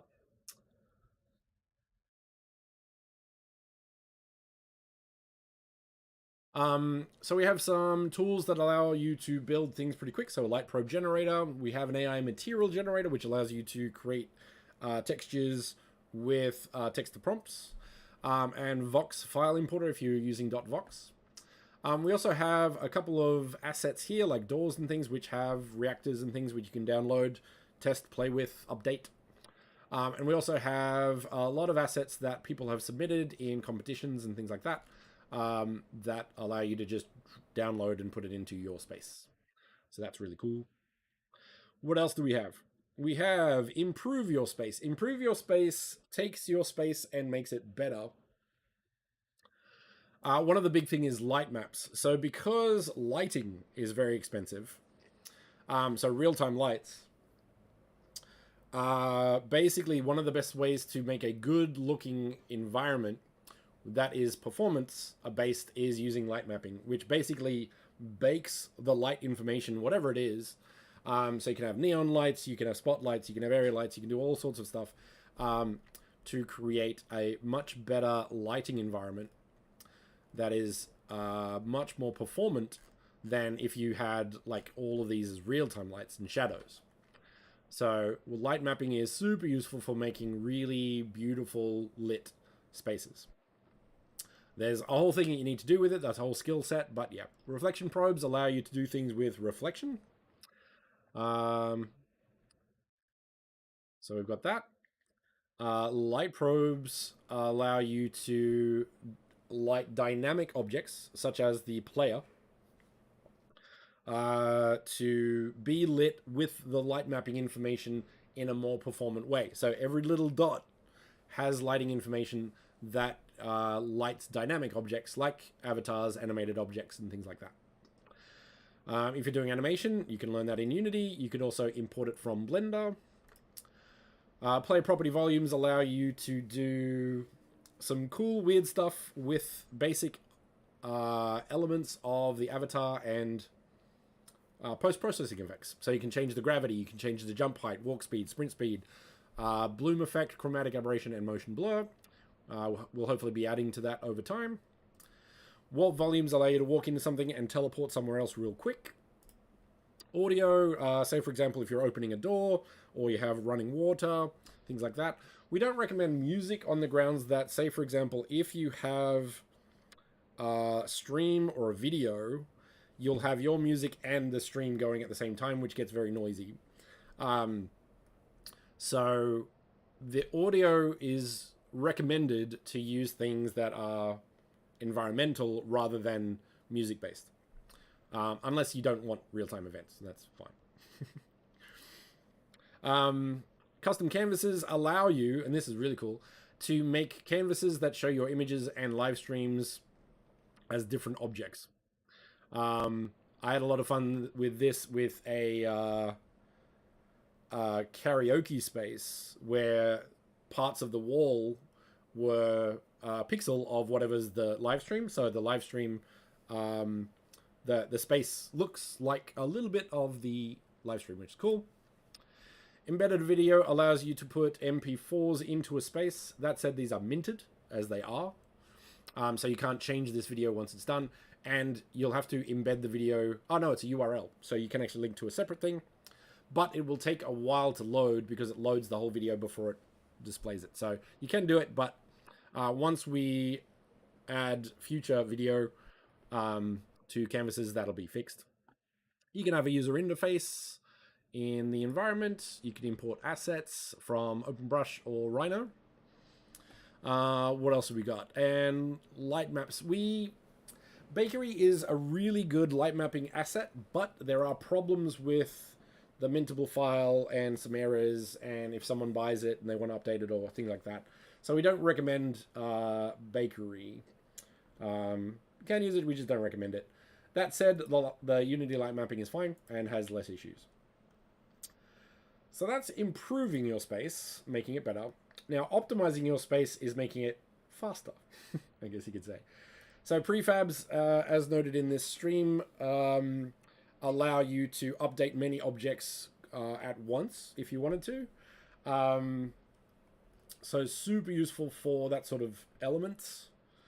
Optimizing your mesh, which is basically another thing we did today. Decimation, remeshing, to reduce the poly count and material count if need be. Trim shoots are very good for creating really complicated assets with one texture. But you basically make the model based on the texture rather than make the model and make the texture look like that. So trim sheets are fun. I really enjoy them. They get some really fun experimental results. And then you have optimize your space, which allows you sort of the more technical side of things, which allow you to create level of detail assets. So the further something goes away, the poly count gets reduced, um, which is good. So the camera will render anything it sees. It doesn't matter how big or small it is. So if it's 1,000 polygons or 1 million polygons 10 kilometers away, it's still in the space and it will render it. Now, you don't want anything with 10 million polygons in a mono space, but just as an example. So you can do that. Optimizing draw calls, things like, what do you call it? Culling. Something culling. Something culling. So if it's behind something, it won't render it. So that's super useful, and that's very technical. It's not fun, but it will optimize the space a lot.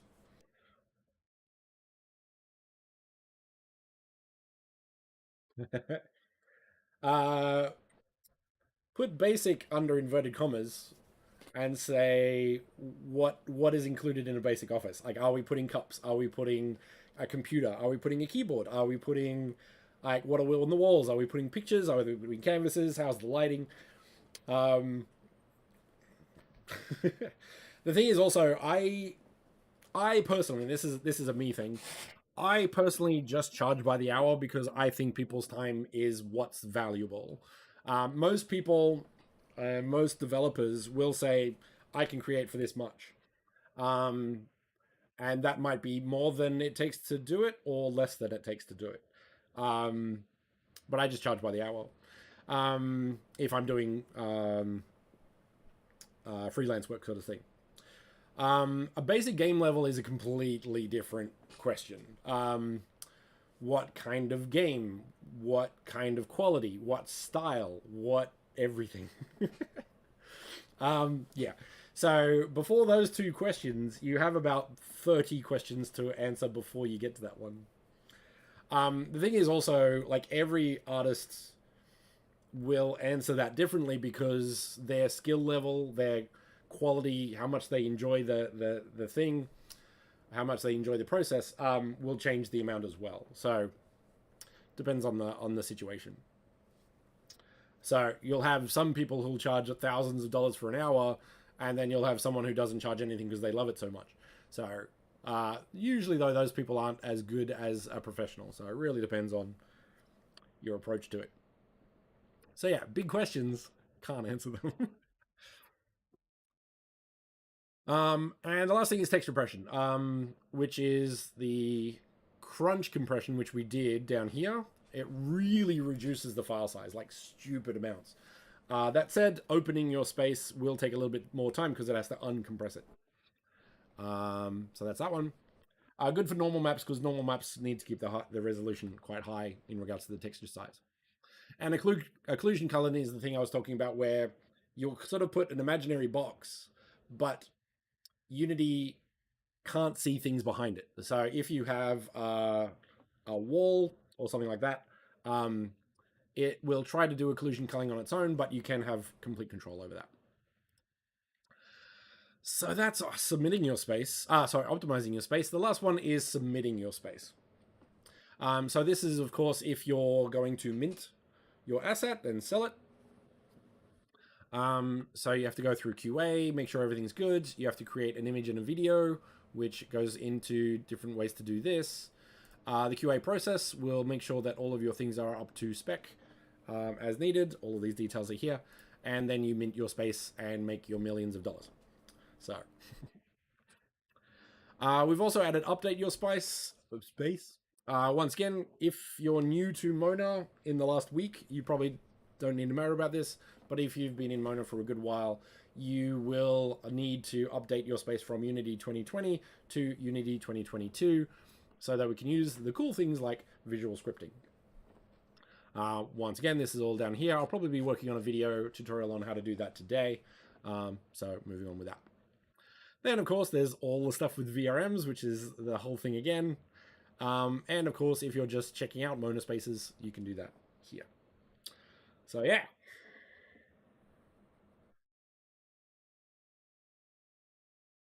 Yeah. Creatives are a special breed of people. and there's so many types now, especially in Web3, I think. So it's a really interesting space because it's pretty new, pretty frontier, and you'll have all your different types as well. You have the people who are in it for the money. You'll have the people who are in for the creativity. Most of them are kind of in the middle. Um, a lot of the skills, a lot of people coming into the space new. I think so. I come from game design, so I've dabbled in game development for a long time. Like that. Um, but I kind of did it as a hobby because I wanted to just purely enjoy it and learn and create. And that's what I like to do. Um, so I'm not as technical as I would like to be. So even the optimization space here, these were, where is it? This one. Yeah, these ones. These I went with a colleague at Mona talking about ways to technically optimize the space. Um, so yeah, I would consider myself a designer or 3D modeler or generalist, I guess you could say. So over the years, I've learned, what have I learned? Sculpting, modeling, retopology, unwrapping, texturing, rigging, animation, import into Unity, and like using those things in Unity. I've also learned a little bit of programming. I'm not good at programming, so I consider myself a scripter. So I can learn how to I can script something, and I made a couple of assets. But yeah, it's the problem with that though is knowing a little about a lot is like the jack of all trades, master of none kind of thing. And there's pros and cons to that. Teaching people all of these things, knowing a lot is good. But if I was working, I probably wouldn't be able to be employed by a AAA studio on the grounds that you will do one of those things super well. Um, so you'll do modeling really well, or sculpting really well, or concepting really well. So yeah, there's a mix and match on all of the things that, and all of the levels and all of the skill sets that you need to be able to do half of this stuff. Making a whole space by yourself depends on the space. If you're looking at an office, it's a very what would you call it? There's no sculpting in an office space unless you want a weird cup. So like subdivision modeling for high polygon assets, modeling or retopology for the low poly assets, and then texturing those a bit easier. So a basic office would be a good place to start. And you should learn it yourself. It's a good skill to have.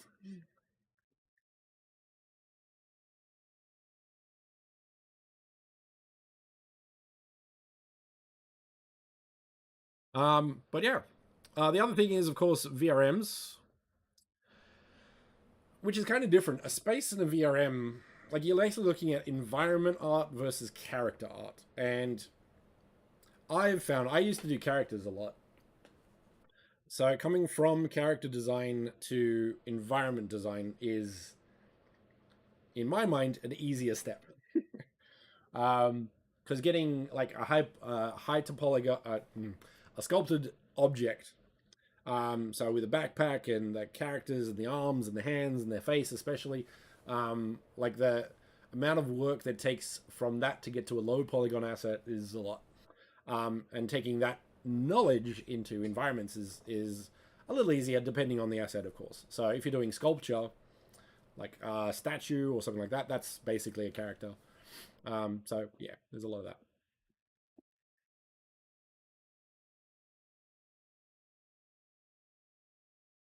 So yeah, that's the docs.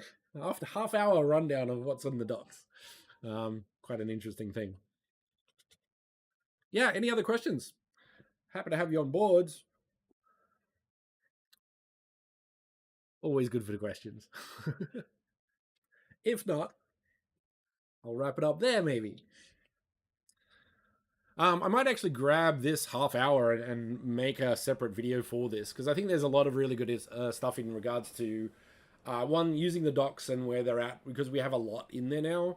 I think anyone coming to the metaverse or a monoverse space and looking at Um, even that, but then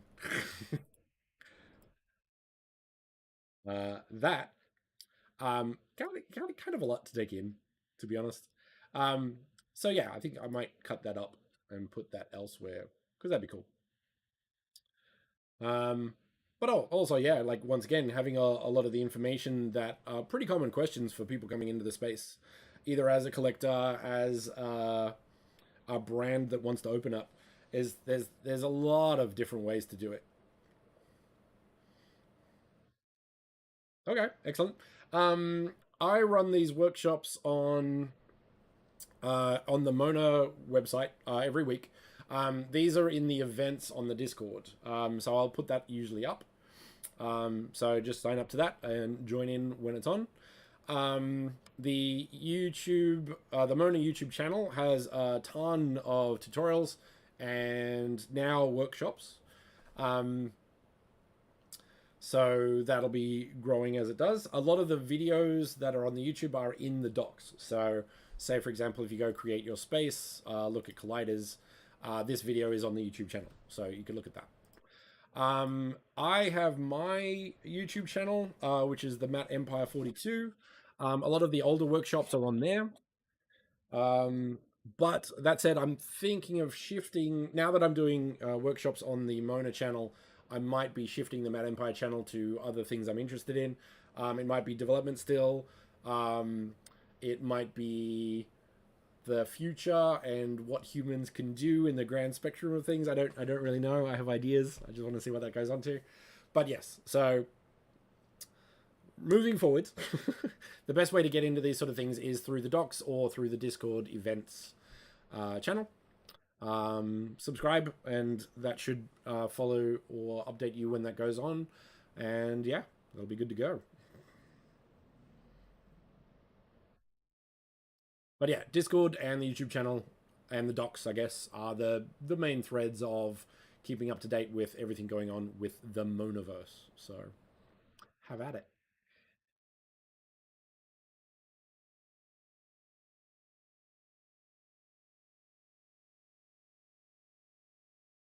And yeah, if you have any questions, of course, jump into support, tech support, or even just general, depending on what the problem is. Um, there's tons of channels to work on, but yeah, support and tech support is where I usually hang out. So, yeah, if you have any issues in the process or questions, once again, anything is fine. I can answer you when I do. So, yeah. Alrighty, we'll wrap it up there then. So, thanks all for jumping in. Appreciate the questions and interaction, and look forward to the next one. As I said, maybe trim sheets and how we can do that for fun times all around. So, yeah, we'll wrap it up there. Have a good day. Happy building.